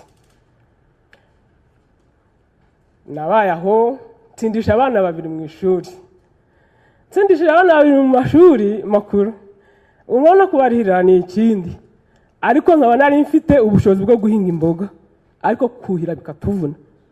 Nanjye ubwo njya mu itsinda rya Nyonganyonga, ubwo rwose noneho ndavomerera indezi amashu, ndeza dodo, ndeza karoti, ndoza intoryi, nkagemura. Mbasha kurira abanyeshuri banjye 2. Umwe ararangije, undi agiye mu wa 6 segonderi. Ibyo bintu ni ibintu nshimira turiya tumashini twa Nyonganyonga. Mu kigega wacomekamo ya mipira, undi akanyonga, wowe ukajya kuvomera wa murima w'igikoni w'inyuma y'urugo. Ako kantu nako twarakavumbuye, tubona ko kadufasha kumenya kubungabunga imirima yacu y'igikoni. Ubwo rero icyo nanone ikindi bantumye bavuze yuko zibaye nyinshi, nk'abantu bafite ikigega ari 3 cyangwa 4, nabo bayigura, noneho bakaza babasha kuhira ya mirima yabo y'igikoni iturutse kuri ya mazi aturuka ku gisenge cy'inzu. Ibyo umuntu yavuga kuri Nyonganyonga ni byinshi, ariko rero ntamwe mutugererayo, turasaba ubuvugizi, ikintu giye gushumangira, mutwoherereza izindi, turiteguye, tuzabasha kuzigura rwose, ubundi tuzikoreshe, tuzibyaza umusaruro. Murakoze.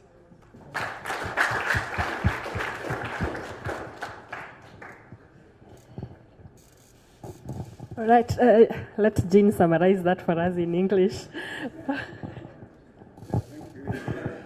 Was saying really about summarize what she was telling her story, but it's good because many of us have really followed Kinyarwanda, and there are some who are Kenyans that some of you also have started to speak Kinyarwanda. So yeah, she was really thankful to the organization Caritas that approached them and brought to them this new technology, and as we are also thankful for the Kickstart. Yeah, we are kind of sharing those recognition, and she's saying that they reduce the time they used to use while putting water using a traditional way of spraying. And one of the staff who is coordinating them, he's telling me, he told me that even the previous program, they have provided them with other pumps that are using fuel. But that it was really also difficult because they had to put oil fuel, and it was money consuming. So when those new pump Nyonganyonga came, she was telling that one person is stand on the around the Nyonganyonga way it is installed, and the other one go to the field to spray water to the plants. And she mentioned that it's really a reduction the time that they are using to spray water to their plants, and also reduction of the manpower that used to be used in the past. She mentioned that 2 days the water sprayed in the plant, along 2 days it can remain and still being used in the plant. She also mentioned that Yeah, currently they are having so many production that they are putting on the market, local market.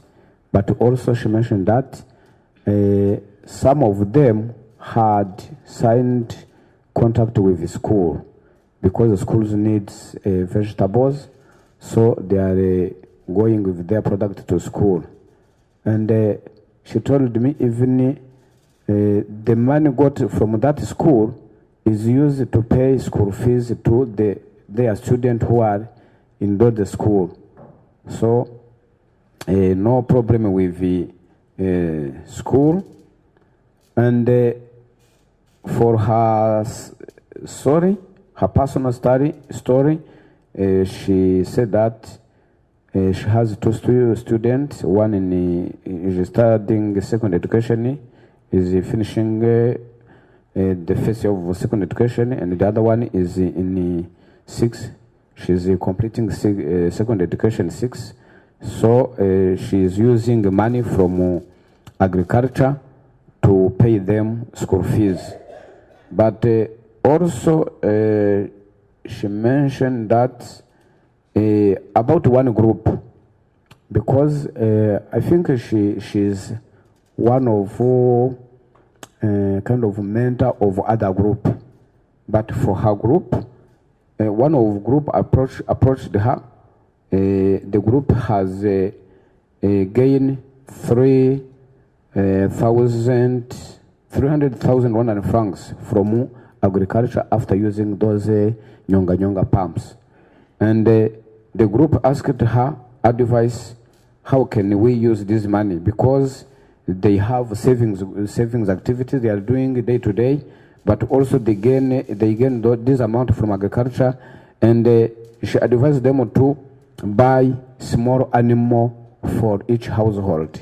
So they are saying that with the end of December, those animals will have springs, and that they will sell those springs, and they bring back money into agriculture to cover a great area of agriculture. But also she mentioned something very important about nutrition increase in the household. And also she mentioned about the conflict reduction in their household. In Kinyarwanda we say ngo abasangira bike ni bike cyangwa ubusa, ngo bitana ibisambo. So if the household is poor, so there are some conflicts that are arising within the household.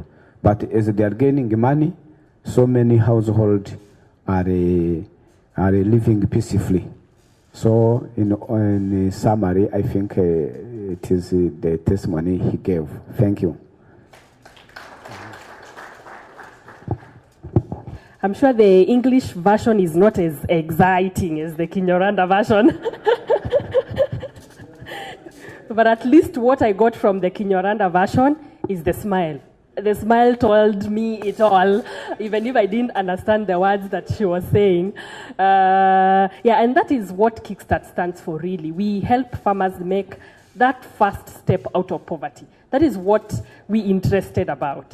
We help the farmer make the first step. Once they are able to establish themselves, they can do other bigger things. You can even buy those the petrol pumps, because at that point you are able to sustain operating a petrol pump once you've made that first step. And so I would like to invite another farmer. The second farmer is a young person who is doing great in agriculture and doing farming. Is David from Gasobo district. And so I'd also like to invite him to tell us his story. He will also say it in Kinyarwanda as well, but Joseph from Open Construction will do the bit of a summary in English. David Kam is part of our partnership with VI Agro Forest, but We didn't manage to get a representative in today's meeting because they were held up in other engagements. But apparently 80% of our sales that we move, the pumps that we move throughout the year, come from partners actually. Because our partnership is big, as Peter was highlighting, we're working with over 300 partners, and every year they are able to help us reach even to the smallest farmer in the villages. So David, karibu. Twakorimana David, aba naturutse mu karere ka Gasabo, umurenge wa Nduba, nkaba nanjye nshimira iriya mashini ya nyonganyonga. Kuva naturutse mu itsinda zamuka rubyiruko, abari nge bahereje ngo mbahagararire. Iriya mashini tutarayibona twakoreshaga rozwari mu kuhira tugahinga mu nkengero z'igishanga, tukuhiriza rozwari bikatuvuna. Gusa tumaze kubona iriya mashini ya nyonganyonga, twabashije kuzaga duhinga intoryi nyinshi, tugahinga n'imiteja na pavuro. Byabashije kunzamura, nguzamo amafaranga, nguramo akabanza, baje kubakamo akazu k'amabati 7, iriya mashini ndayishimira cyane. Abantu kubera abantumye bambwiye ati byibura mubashe kubona indi nyonganyonga, ari ubushobozi bwacu twakwiteranya tukagura indi, cyangwa mwadufashe mukayiduha, mwaba mukoze cyane. Sawa, murakoze.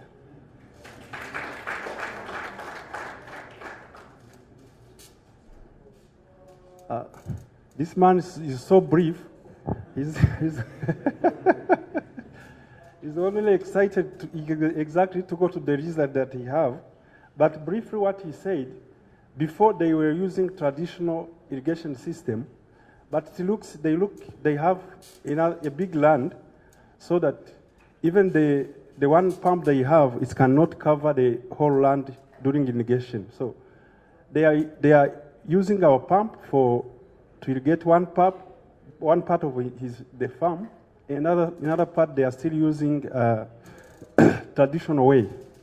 But with that pump they already got, they managed to buy a plot. Someone said a plot in Nairobi is big story, but also here in Kigali is a big story. And by the way, the guy is a farmer here in Kigali, in the Gasabo district. So he managed to buy a plot, and he built a house. There, a house is ready, and maybe he's staying inside that house now. Yeah.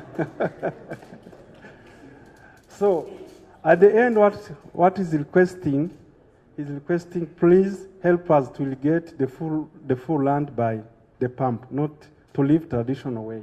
Maybe he's going to buy more properties. Okay, briefly, that's what he said. Okay.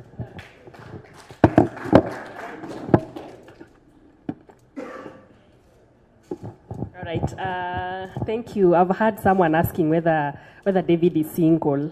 You can you can talk to him after this. But thank you so much. Those are some of our farmer voices, people that work with farmers that whose lives have been transformed by doing all year-round irrigation, where you're not limited because it's a dry season and then you have to wait, or you are able to only grow crops one cycle a year.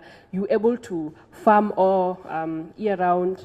You're able to have food security. Your yield is able to increase, and consequently your income. And just as it was highlighted by Peter in the presentation, the trickle-down effect.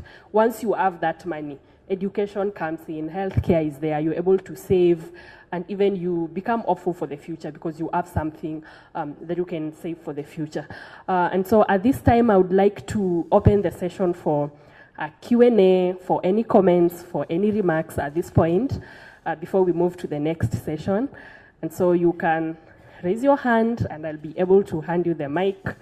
If you don't ask questions, I will ask myself, and I will shoot out questions to anybody. So the session is open for remarks, for questions, for any comments, for any contribution that you would like to contribute towards the discussion around small order irrigation. What steps can we do? What learnings have you been able to make as an organization that can be helpful to other partners that are here in this forum today? So we're opening the session for that. Thank you. Coming to you next. I would like to ask that term from the logo MoneyMaker, why that term? And then my second question is, those ones who have these irrigation pumps and they are not near a water point, so how are they managing to get water? As we know in Africa, water is a problem.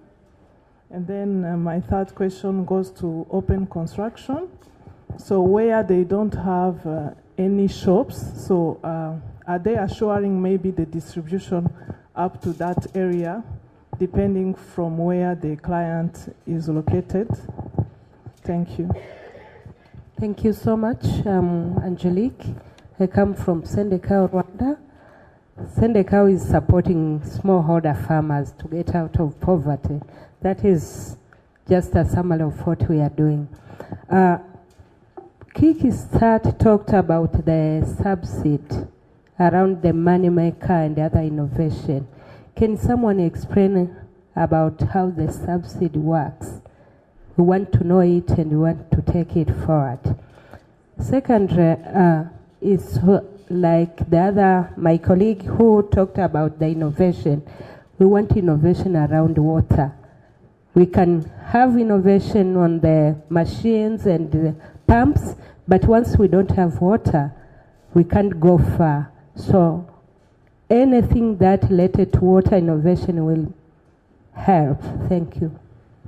Thank you so much. Very good questions, and I can say very standard questions that we get across the board, wherever we are.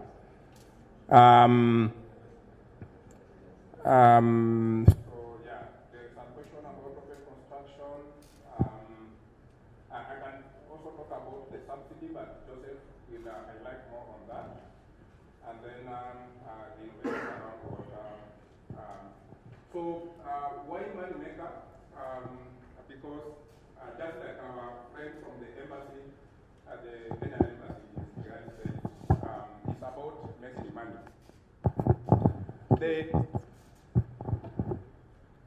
The number one need of a poor person is a way to make money. That's the number one need. Whether you are in Africa, you are in Latin America, you are in Europe, the number one need of a poor person is a way to make money. And people are enterprising. As Kickstart, we don't look at poor people as people who are completely done. We look at them as entrepreneurs. And what they are only lacking, and actually mostly in sub-Saharan Africa, what most people in the rural areas lack is information and the right tools on how they can make money. If you avail those two things to these people in our rural areas, they are on their path to prosperity.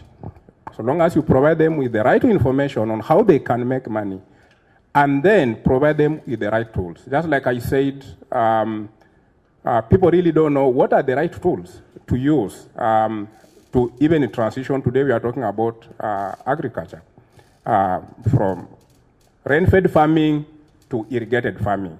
Our sister here, the farmer, narrated very well how they were struggling. Jean from Caritas gave a personal testimony how they were struggling as a family of 5 to irrigate their small piece of land. What they were lacking was information and the right tool. So MoneyMaker is about, is really embedded into our mission, and our mission is to lift millions of farmers in sub-Saharan Africa out of poverty. We want them to make money. And so as part of our advocacy and what we talk to our partners about, and in terms of the training that we offer, is for these farmers to move from subsistence farming to farming, commercial farming. And so we want them to take farming as a business. And part of the training that we extend to the farmers, and of course our partners, is what we call agropreneurship, from the word entrepreneurship. So really building the capacity of these farmers to take farming as a business. So we take them through training. We know some of them are illiterate, they have not gone to school, but we have customized our training curricula so that it is very simple for them to understand. So we even show them how to do bookkeeping, show them to differentiate between cash and profit. Because that's a mistake a lot of people do, even maybe some of us in this room. We confuse cash and profit. People think when they have cash, they are good, but you might be having cash, but you are making losses. And it happens even in business.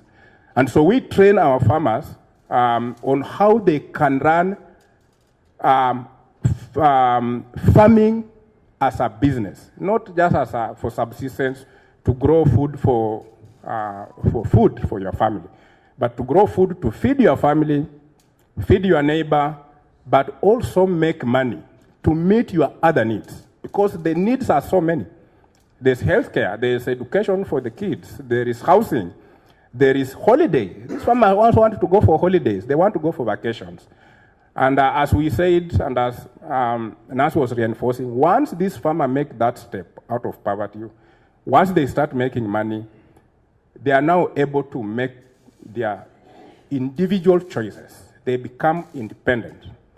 And we don't have time to go into the details, but the ripple effect is so huge. They become civic aware. You cannot manipulate their votes when people are independent. And so that's why we work with the partners. We could have partners who they are only involved in advocacy work. And we come in and we engage with you and we tell you, introduce irrigation into your program. Empower the people that you are either training on issues around advocacy so that they are empowered. They know how to select the right leaders. They can only do that when they are financially independent. They cannot be bought. They can't sell their votes because they now have money. So our MoneyMaker, the logo you've seen there is just about enabling the farmers that we support to make money. About the water, how do we get water for irrigation? And that's a very good question. If you recall from the slides that I gave, I showed here, the water is readily available in a lot of places where these smallholder farmers live. If you are a student of history, you've read the history, you've read about civilization of man, right from the first world and even the third world, how man civilized. Civilization has always happened around water sources. It's just natural. People, if you go to the Kalahari Desert, people don't settle there. So people will always look. If you look at the map of your country, you look at the map of Africa, you look at the map of America, you'll find that people normally settle around where there's water. Because as they say, water is life. You use water for domestic use, for your agricultural use and all that. In Africa, there's still a lot of untapped water. One thing I want to mention is that our pumps are manually operated, as you have seen from even the farmers. So they have limitations. I said this pump can only draw water from a depth of 7 meters, so that's about 21 feet. If you have a well, you can dig a well, and this, you can hire some people, some young guys in your village, they can come and dig a well for you. As long as they can heat water, and the water table is high, and that water can rise up to 7 meters from the surface of the ground, that pump will be able to draw that water from that depth. And if your farm is another 7 meters on top of a hill, you can push that water another 21 feet. But as I said, if it's just on a flat ground, like this floor, that pump can push water up to 200 meters. So you're talking about 600 feet or thereabout. But yes, we also recognize that there are some areas where water is not readily available. And so that's a limitation, and it's just a limitation even with the petrol pump. Actually, the petrol pumps operate on the same concept with these pumps. It's just physics. Beyond 21 feet, you can't draw water. And the engineers here, like our friend Joseph here, and I've had a lot of irrigation engineers here will agree with you on that. Of course, beyond that, then you have to look at more complex solutions. One of the, Nancy made a very important point that once this farmer make that initial step, and that's really our mission. We know these farmers don't have anything. For those that are entrepreneurial enough, the best they can do is to use buckets to do the irrigation, which is hard, back-breaking, is very tiresome. They can only do a very small portion. So we bring this solution to just kickstart their life. And once they make money, all of us here, a few of the Kickstart team you've seen here today, and the rest of our team members in the other countries, today we are just dressed for this occasion. But normally, under normal circumstances, you'll see us in boots and field attire. We spend our time out there in the field, meeting with the farmers and talking to farmers. We hear stories, very interesting stories. What we found out is once this farmer, they make money, they do their own upgrade. And we are good for that. For us, we want to promote irrigation by whatever means. They are able to upgrade, they buy a solar pump, they buy a very big, expensive electric pump or petrol pump. We are good. The sources of water, we said you can dig a hand-dug well, there are streams, ponds, you can do water harvesting. There are so many development partners, some of them represented here. They support communities by harvesting water. That can be a source of water for your agricultural activities. And that's why for us it's about the partnership. Because to address that question that our sister asked, yes, you'll have the tool, but now how do you get the water? So we look for other partners that are providing such services. In Kenya, we've done very big projects with World Vision in the arid and semi-arid area. They provide water harvesting technology. We come in with the MoneyMaker pump, and so the farmer has a full solution for irrigation. So World Vision comes in, provide the water harvesting either at individual level or for community level, and then Kickstart brings in the pump, which either World Vision buys and gives free to the farmers, or to ensure a farmer have a skin in the game, they ask the farmer to pay something small, and so they are able to do that. But of course, if water is not readily available, then yes, the pump will not be able to work. On the subsidy, how it works, the Rwandan government, and we have to be very thankful to the Rwandan government, the truth is, without government subsidy, we cannot do a lot in agriculture. Why? The farmers in the developed countries, and I see a couple of them are represented here. A farmer in America, a farmer in Netherlands. Why we can't compete with them? Because there's a lot of government support. And that's something that, unfortunately, our governments in Africa, they are not doing very much. So really, Rwanda is taking the lead. So how the subsidy works, the government of Rwanda, for every agriculture, let me talk about the MoneyMaker pump, because that blue pump is under the Rwanda Agricultural Board government subsidy. So the cost of that pump, I think here is about $180. What that means, you'll go to open construction. Open construction will still charge $180 for that pump. But the government of Rwanda takes 50% of that. So you only pay $90. So that's how the RAB subsidy works. But Joseph can elucidate more on that. Now, the new pump we are just launching today, the starter pump, it will be retailing. We are still working out the numbers with Joseph, but we think something about $80. So you as an individual farmer, or you as a partner, Caritas, Vision Fund, World Vision, Action Aid, CARE, Plan International, who is working with smallholder farmers, you want to support them. You will, as so long as you register the farmers. Remember, the subsidy is towards the farmer, directly to the farmer, not to the partner. If you organize those farmers under your program and you register them, then you can access the subsidy. So that pump, you'll only pay $40. Nancy mentioned here how Caritas worked with these farmers, our sister who has just given a presentation here. Caritas did a very good job, Jean and his team. They picked 25% of the balance. So for that starter pump, $80, RAB takes $40, the remaining $20, Caritas takes $20. Then they ask the farmer to only pay $20.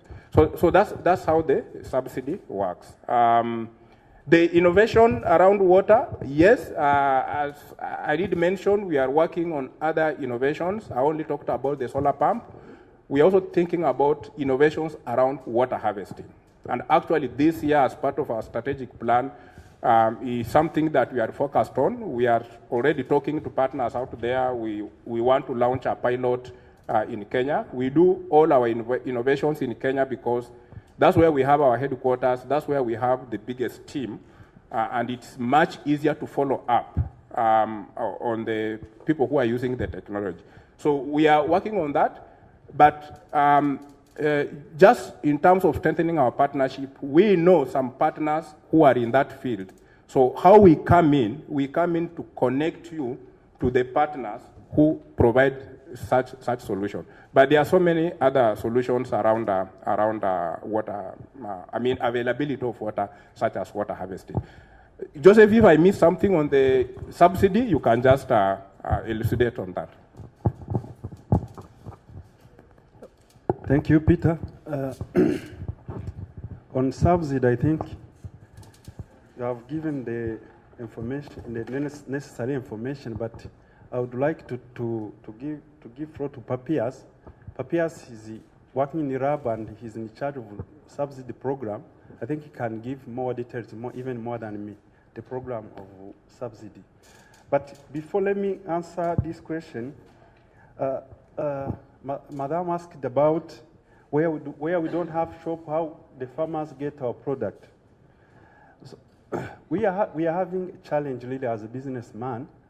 The irrigation is about 60% is legal. So you don't move as if the market is, the product are needed at the market. So we move as the other partners move, we also move the same way. We tried to open some shops. I remember in 2018, we had a shop in Rutsiro. But we spent the whole year selling 2 pumps. So meanwhile, we have taken decision if we have other customers which are not closer to our shops, we better use transport to reach them. We take pumps direct to them instead of renting a shop, bringing the staff there and spend the whole year selling 2 pumps. So that's how we are working, but has increased their economic income. This shows that everywhere in the country we need irrigation. But the farmer knows that they need it. Probably not yes. I remember, it's a joke, but at the beginning when we were in mobilization, people didn't know that even water from irrigation can help as a land. They knew that only rain can help to grow the crops. So we need to work together to increase the mindset of farmers and also to help them to increase their capacity of financial capacity to buy pumps. That's the answer for your question. The second question you asked is about, we now have pump, but what are we going to pump? That's really a challenging question. But you know, human beings is very intelligent. We cannot change this world. We have to live with it. So wherever you are, you need to try to get source of water. So I wish irrigation engineer from Nyagatare can give testimony, because Nyagatare is one of the districts where we don't have a lot of source of water. How do you get water? Yes, I think you can give more and confidence solution more than me. Thank you. All right. I think the engineer can come, and then we have Papias giving a bit more details about the subsidy.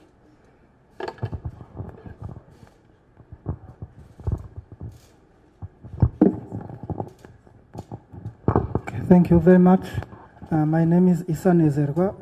I'm irrigation officer from Nyagatare. First of all, I would like to thank Quick Start for this treadle pump. I think and I know that we are the first one to use those treadle pumps in Nyagatare district.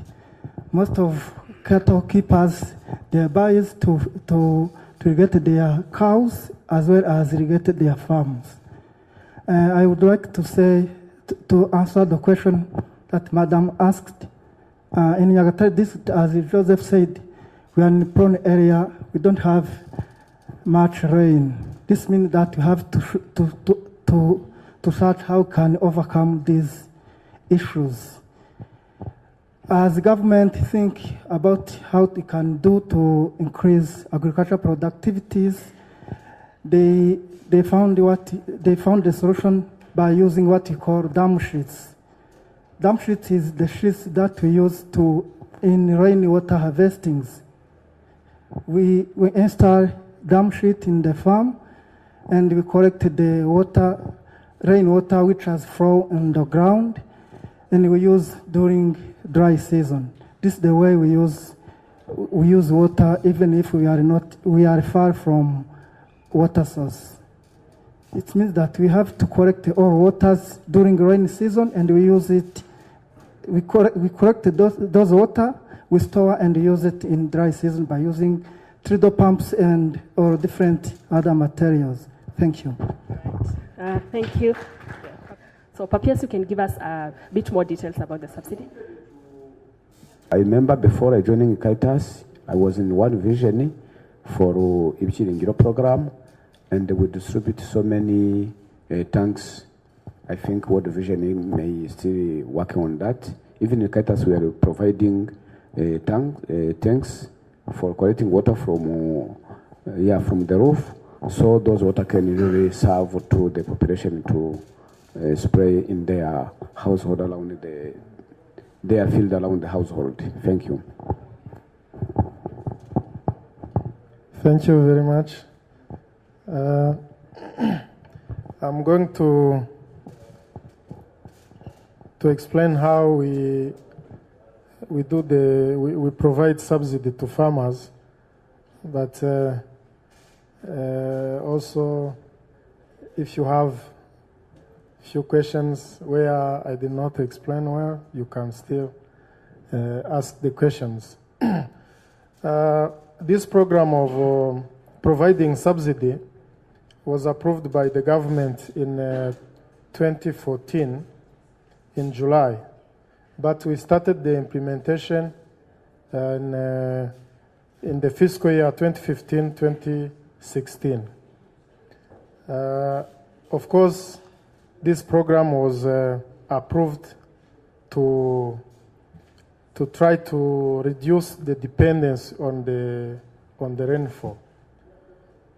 And we've seen that people near the water bodies, they don't benefit or they don't use this water that they are surrounded with, and they suffer as others.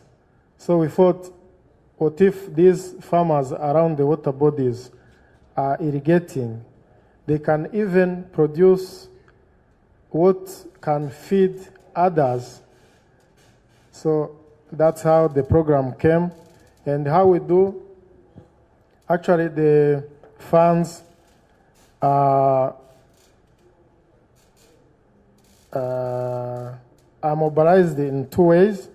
Their own government, and also you've heard some people here are from the World Bank funded project, and that's why the one part also come from that project.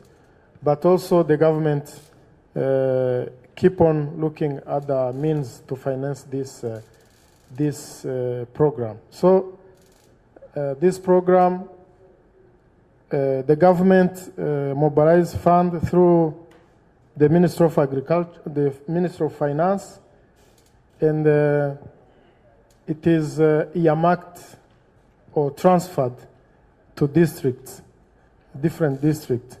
Especially the bigger portion goes to the Eastern Province due to the rainfall distribution in Rwanda. The most affected districts are located in the Eastern Province. So the money is directly sent to the district. What the ministry and RAB does is to ensure the technical, the mobilization of funds, the trainings, and the district is charged of providing the subsidy. Since this program is farmer-led, that's how we call it, the farmers, they bring their application. In fact, there is a predetermined application forms where farmers can fill just to make it easy. And the application is sent to the district via the sectors. So once the application is received to the district level, then the district provide a letter which she or he will show to the service providers who are selling this equipment, not only this MoneyMaker, but also other pumps, other equipment, pipes, and whatever. So with that letter, then the providers will give the equipment and install them if needed. And with that letter, then the government, the district, together with RAB, they will go to the farm, they will validate the equipment. If they see that there is correction needed, then they can do it. And after then, the government will pay the 50% contribution. So the farmer will have to pay 50% upfront, and then the government will pay after. So as this forum, I've seen many NGOs. What we want as a government, we don't want to give the farmers the equipment at 100%. At least there should be a certain contribution, even if it can be 10% for ownership purpose. We've seen that we've experienced farmers who receive any equipment, either small or big, without his or her contribution, it is problematic. That's why we want this. We want many people as possible to come in. We want our partners as Kickstart to reduce the prices as much as possible, but we also need farmers' engagement in this for sustainability purpose. So I thank you very much. If you have any question, we can still discuss. Thank you. Okay, can we appreciate him? I think he's explained well about the subsidy, and I think if you have more questions about the subsidy, he's here during our networking session and our lunch. You can get more information about that. We can get more questions. First of all, I want to appreciate this initiative started by Kickstart and making sure that some good technology can be available to the farmers, especially the smaller farmers. I really liked the very good presentation done by Mr. Peter and giving us the whole background on the issues we are facing as a continent and as countries and communities. And I think it's a compelling situation that calls for action by all of us.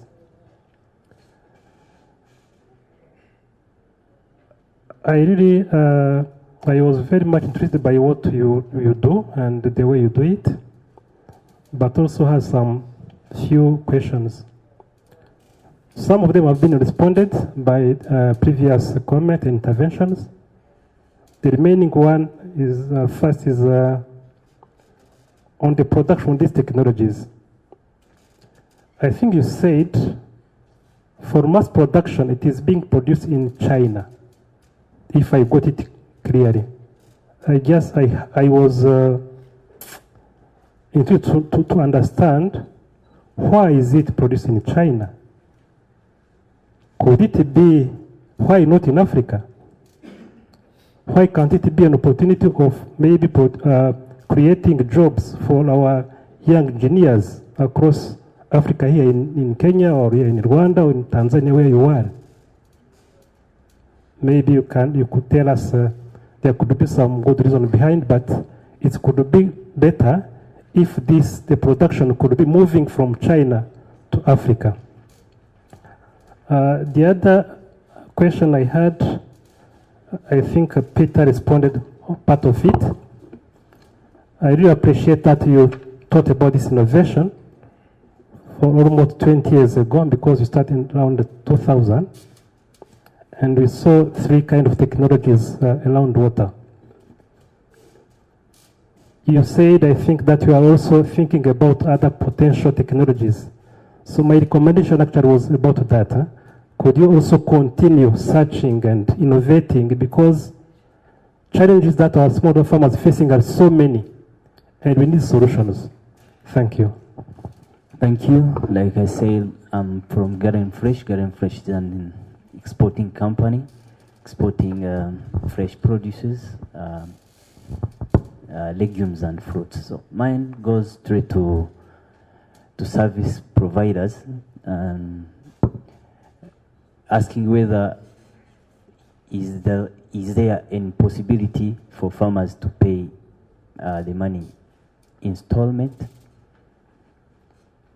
so that they can you can easier their burden to pay, because talking of the costs, it's not easy for a farmer who's starting to get 80,000 at a go. So the second question will be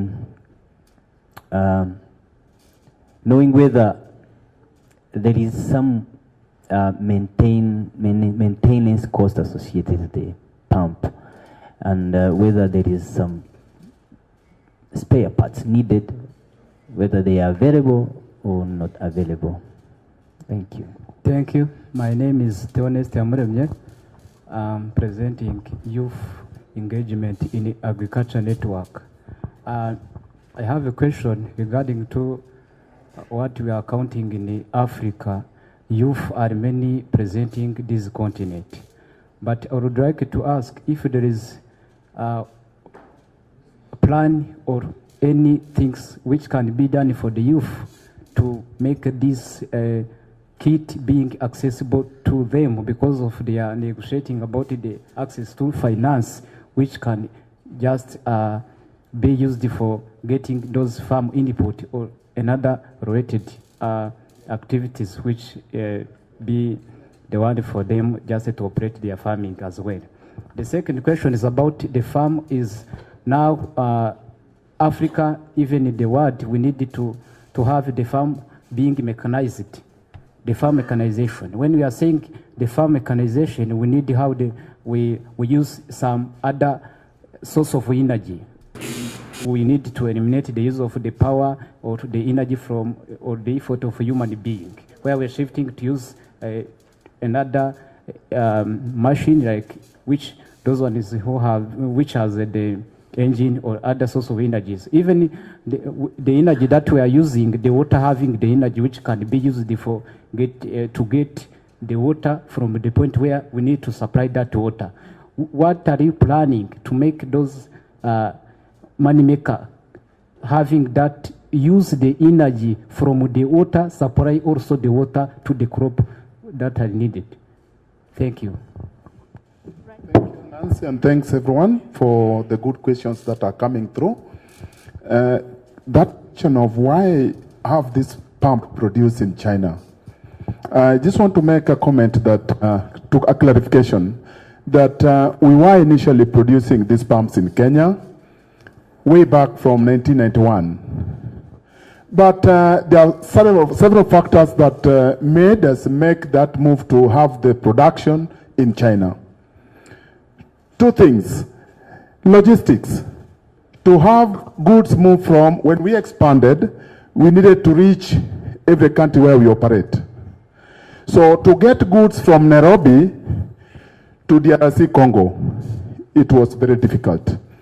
Even when we sit where we sit today, you know, we cannot take to Kinshasa. It has to go to South Africa from Durban port. Then from there it comes across. So it's really difficult. It's chaotic.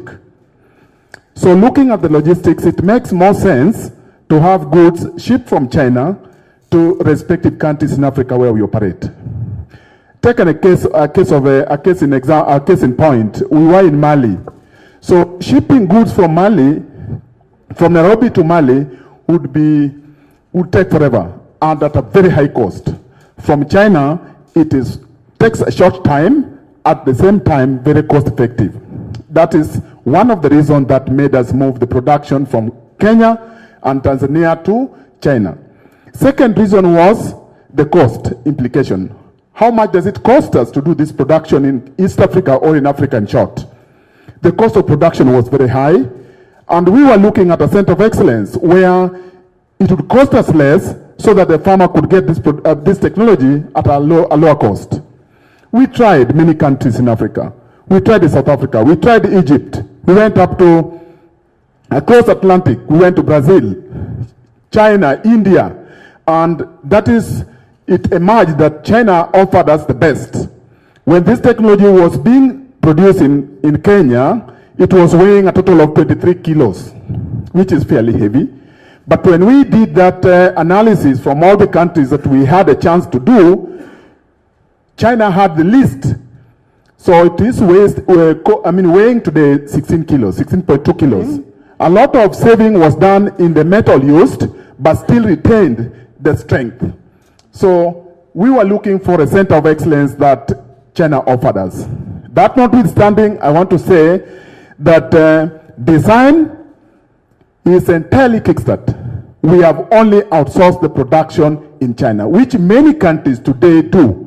We want to benefit from large scale production, economies of scale. So where you have an advantage, you have to outsource that service. Where you don't have, you look for it. That is the reason why we are producing this technology in China. The other question that was asked was on financing. We work with partners, as has been explained to you, and one of the things I want to explain is that in Zambia, we've had a very fantastic relationship with Vision Fund and World Vision, and through that partnership, they have been able to push more than 4,000 pumps to smallholder farmers who could not afford on their own. We are here in Rwanda, and we are working with World Vision. You see, a number of them are represented here, and Vision Fund as well. We want to challenge ourselves. I want to challenge Kickstart, and I challenge our partners who are here, if we could come together, combine forces and synergy, drive on our synergy, and make this thing work for our farmers in Rwanda as well. We are open to work with other microfinance institutions that can offer affordable credit to farmers in order for them to get this technology. That is why what I can say in terms of financing is concerned. I think there's a question that was asked on spare parts. I would ask my colleague Pascal to respond to. Thank you.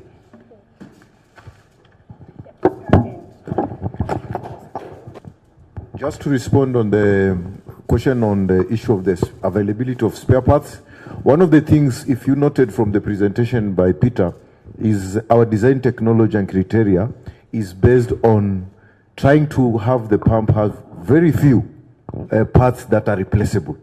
That is one. Two, we're looking at durability and being able to be used even in the remote places where if in case of any part or any breakdown, you don't have to stop irrigation and wait for a technical person to come several kilometers away from where you are to come and fix it.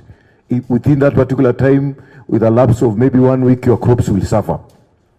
Our pumps are designed so that the parts that wear and tear, for example, in the pumps that we are using, is the rubber caps. And with even heavy usage, it will take you a whole year for you to be able to replace those parts. As we supply them, every new pump comes with a spare set of the rubber caps so that within up to almost 18 to 2 years, you will not need spare parts on that particular area. Again, through our distributor, we always try and we encourage them every time they are replenishing their stocks, because we have old pumps also on the ground. We always advise them on the parts that move very fast, and they are normally very cheap because the rubber caps go for about maybe $1 or $2, and those are parts that are readily available. They can be sent to any part of Rwanda at a very easy and affordable way. What we normally do is to enable the farmer enjoy the benefits of the pump and longevity of the same, because we have these pumps in other programs, in mature programs in Africa, where the pumps have gone for over 10 years. And we know, and we have done research, and we know which parts are wear and tearing very fast. So when we are training the farmers on the pump and usage and maintenance training, when they have acquired it, those are some of the things we highlight so that the farmer can be able to service and enjoy the benefit of that particular pump. My good friend from Yen, Rwanda, I know what you guys are doing, and Yen is a group of young farmers that came together, and they are working and offering very good services.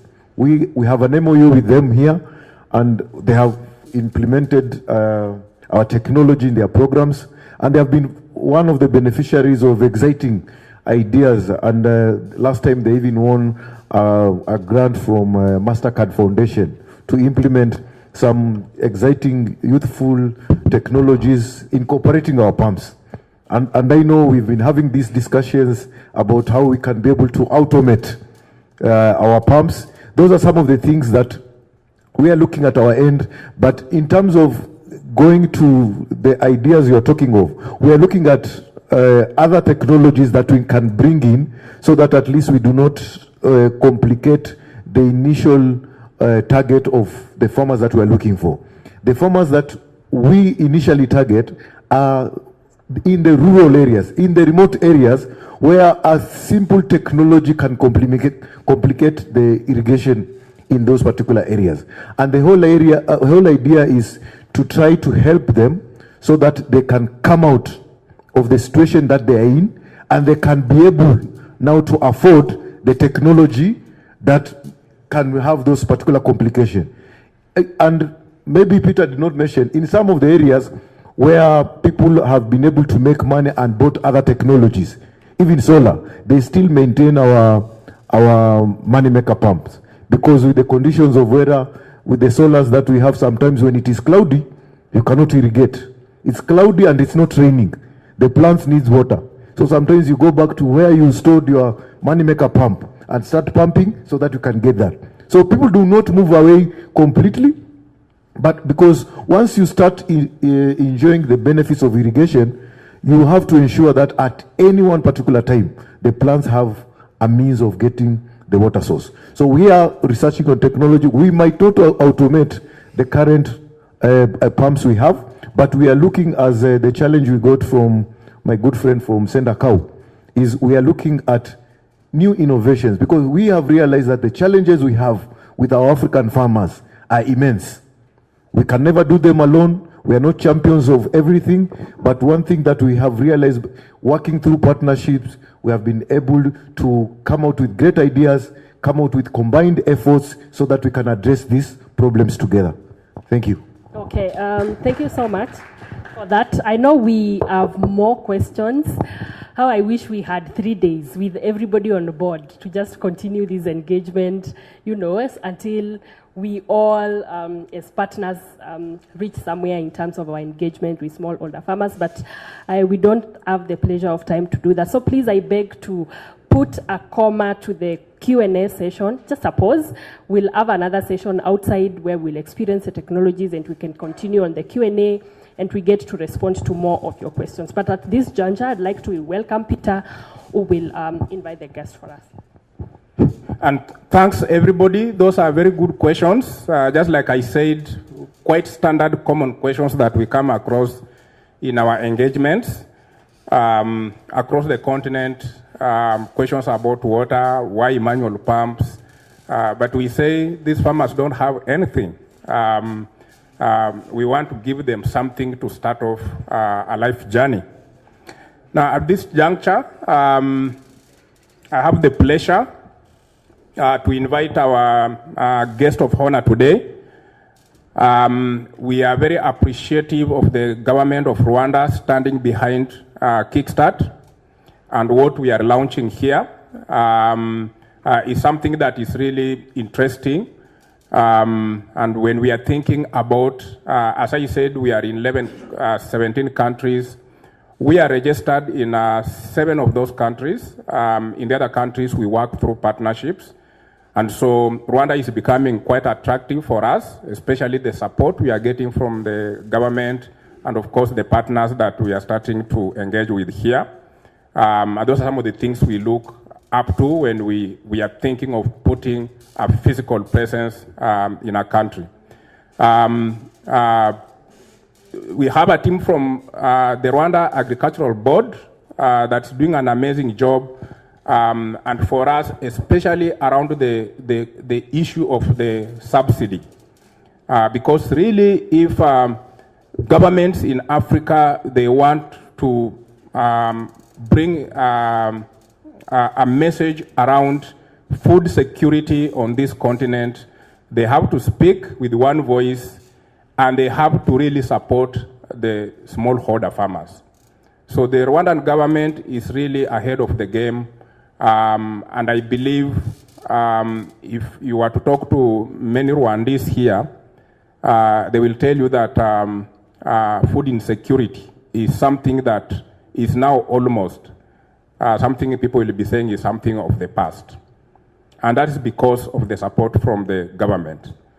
So in our presence, I want to welcome Mr. Emil Ruzibiza. He's traveled from very far to be here today. He had gone out in the field. He just left in the morning, a very long journey to be with us here today, and that's why he's a bit late.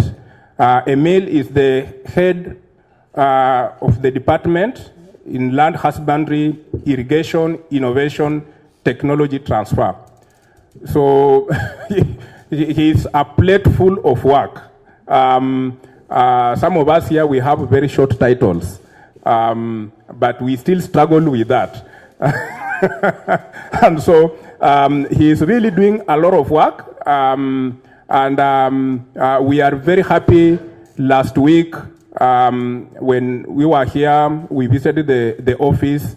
We got very good support from RAB, right directly from the Director General, who kindly agreed that Emil should come and represent the government to be our chief guest here. So we are so much appreciative.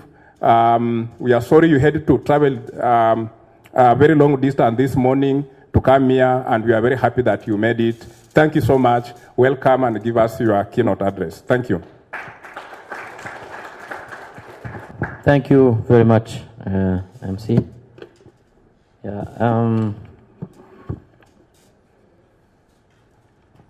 As you were saying, the title is quite long. Sometimes me too. It's I have to make sure that all the words are well articulated of this title.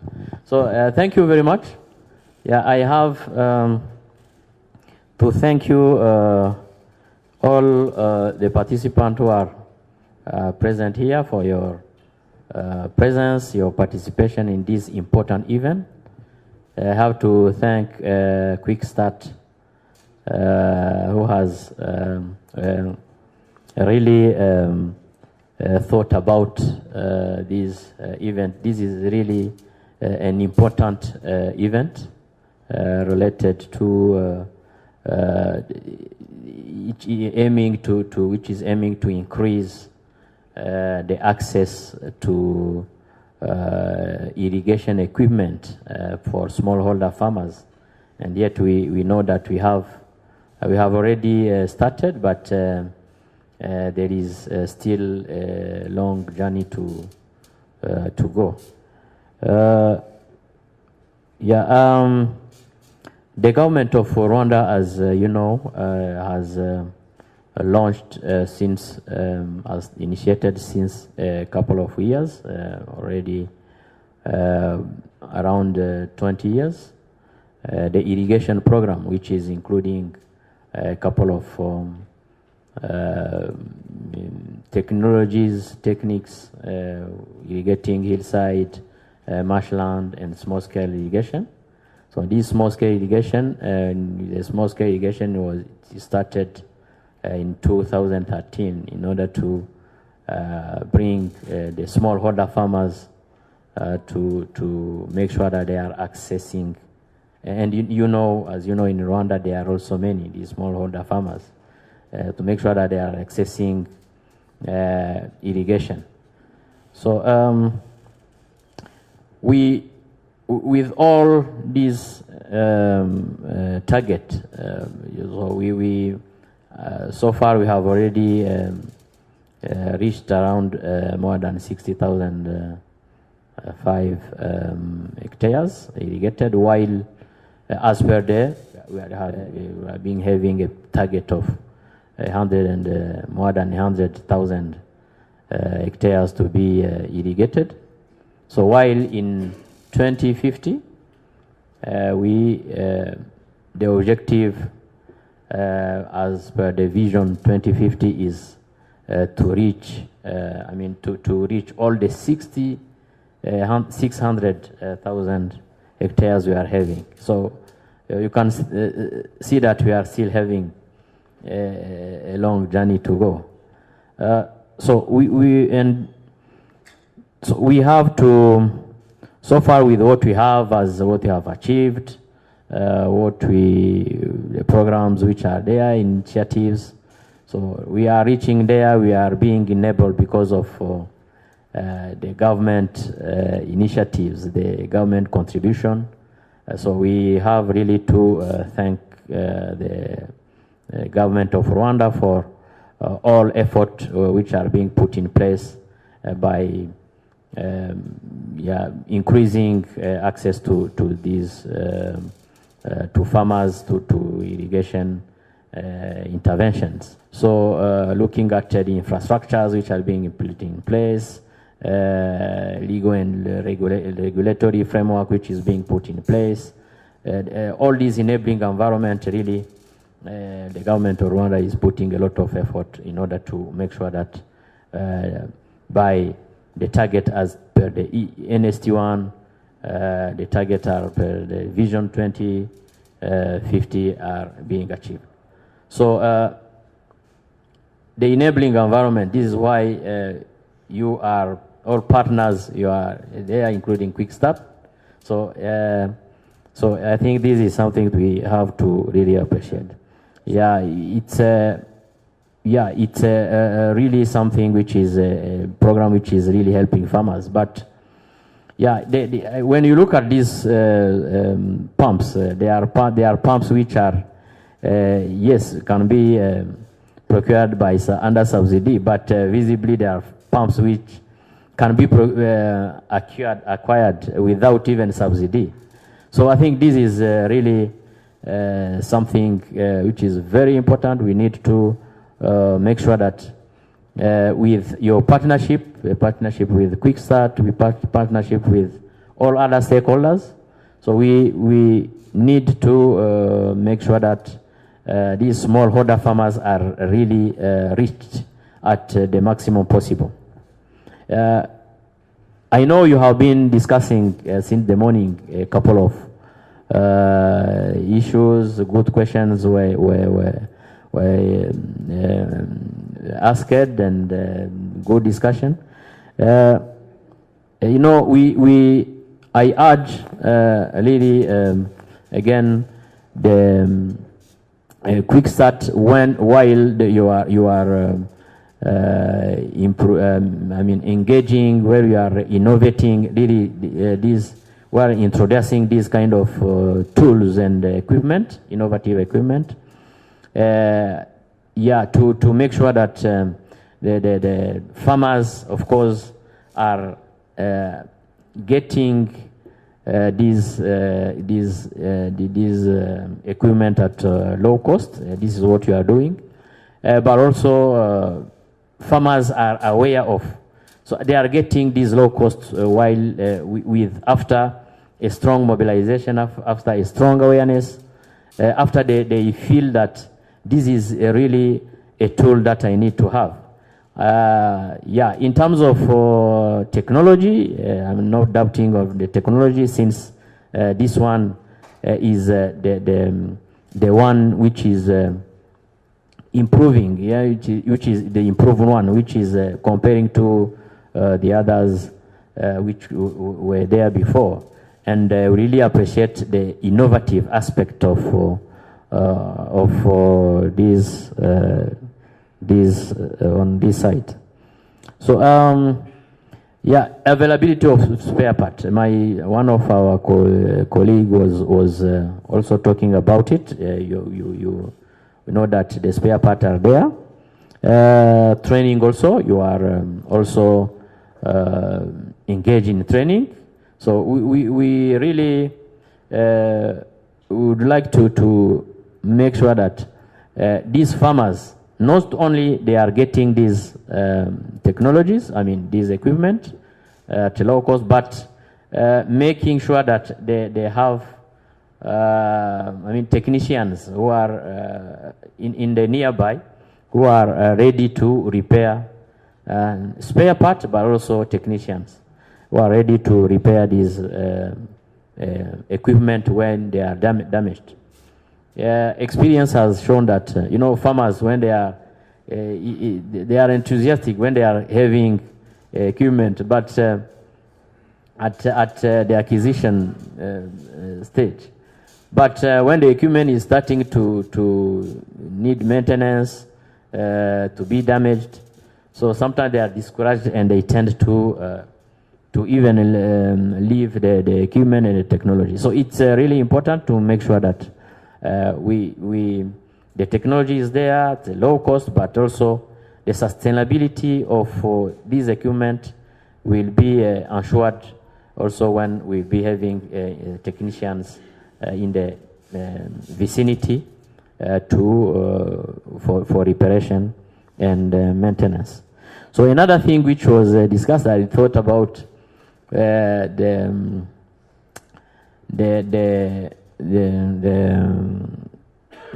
scale up. How one of the tools to scale up, working with financial institutions.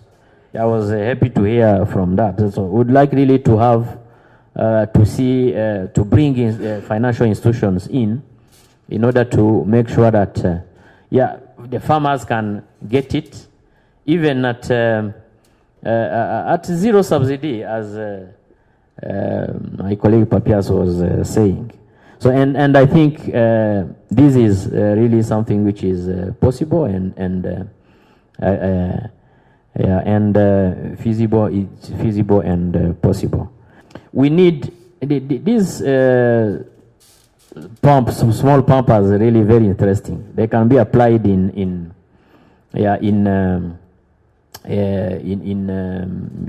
small scale irrigation through farmland, meaning they can be applied from pumping from like a bigger or small reservoir, pumping from even this small scale at home.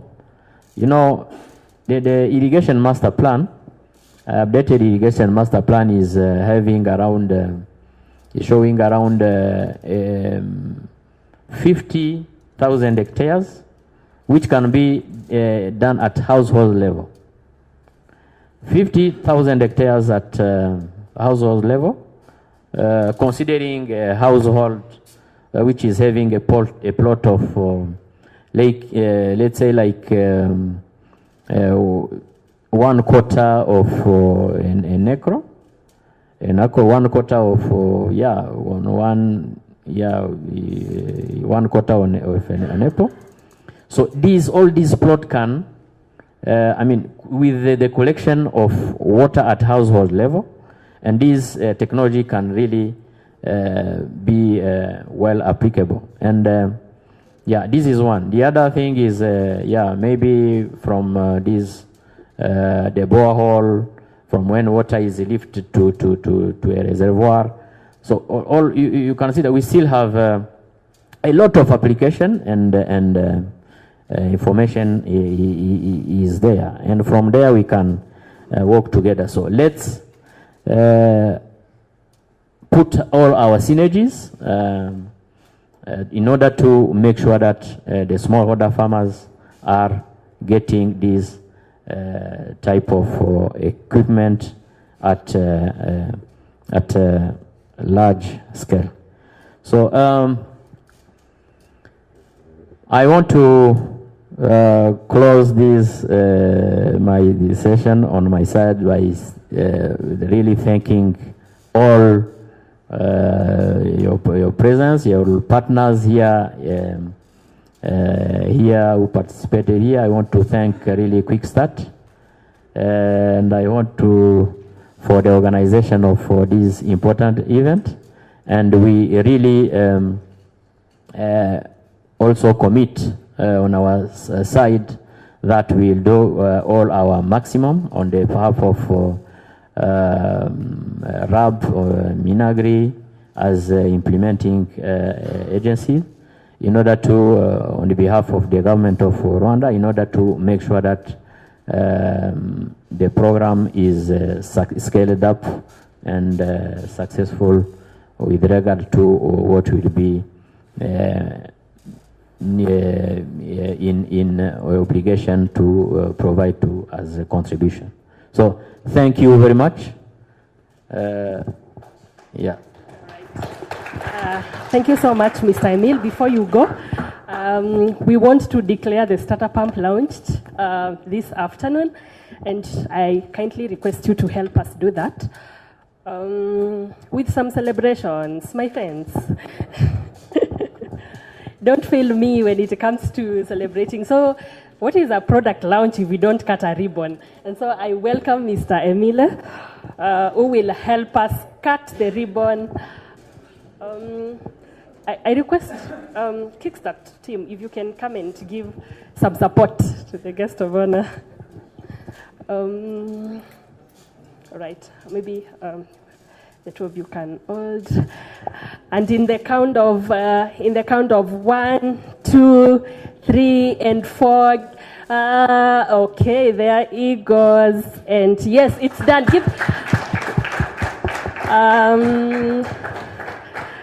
All right, that is good. We would like to unwrap the starter pump, unveil it, so that the guest of honor can show the pump to the rest of our partners. Just a minute, we get to open the pump. Today, I was saying today the pump is, yes, that way, good. All right, let's a round of applause, please. Some claps, some celebrations. Thank you so much, Mr. Emil, for making this possible for us. This is such a great milestone for Kickstart. We've innovated, a lot of training, a lot of testing has gone to this pump to make sure it fits the small older farmer, 1 and 2, to make sure it becomes very affordable for the small older farmers to come, to be able to afford it. And so for us to see it launched in Rwanda today is such a great milestone for us, and we appreciate that you would have afforded us time to come and be part of this unveiling and launching our starter pump. So from today, the pump is available in the Rwandan market. Joseph will be stocking it. Maybe from next week, his stock will be in the country, and we are free to order, we are free to engage and implement the pump in our program. So thank you very much. And at this time, I think I'll invite Peter to take us to. Thank you so much, Emil, and thanks everybody. It's been a very long journey. We have a very stringent design criteria for our products because of the end user. These are the poorest people in the society. We want to ensure that the product we give them works for them because these are entrepreneurs and they need a return on their investment. So our pumps are sturdy, they are long-lasting. We have the treadle pump, we have pumps that have been out there for 15 years. As I said, we do impact monitoring. We take our partners out there, and I actually want to invite you, engage with Faustine, who is here. You want to go out there and see the pump in action, hear the stories from the farmer, you are welcome. It took us almost 6 years to develop this pump. As simple as you see it, a lot of engineering. We partner with students from some of the top universities like Stanford University to just give us ideas. They visit our plant, development plant in Nairobi. They go out there in the field, they talk to farmers, they interview farmers, and so when you see this pump today being launched here in Rwanda, is really a very big milestone for us. And now, all said and done, we've heard the stories. We want now to invite you to go down. We've already set a demo. You'll just go down as you came in towards the reception. You'll go out there towards the fountain. We've set out there at the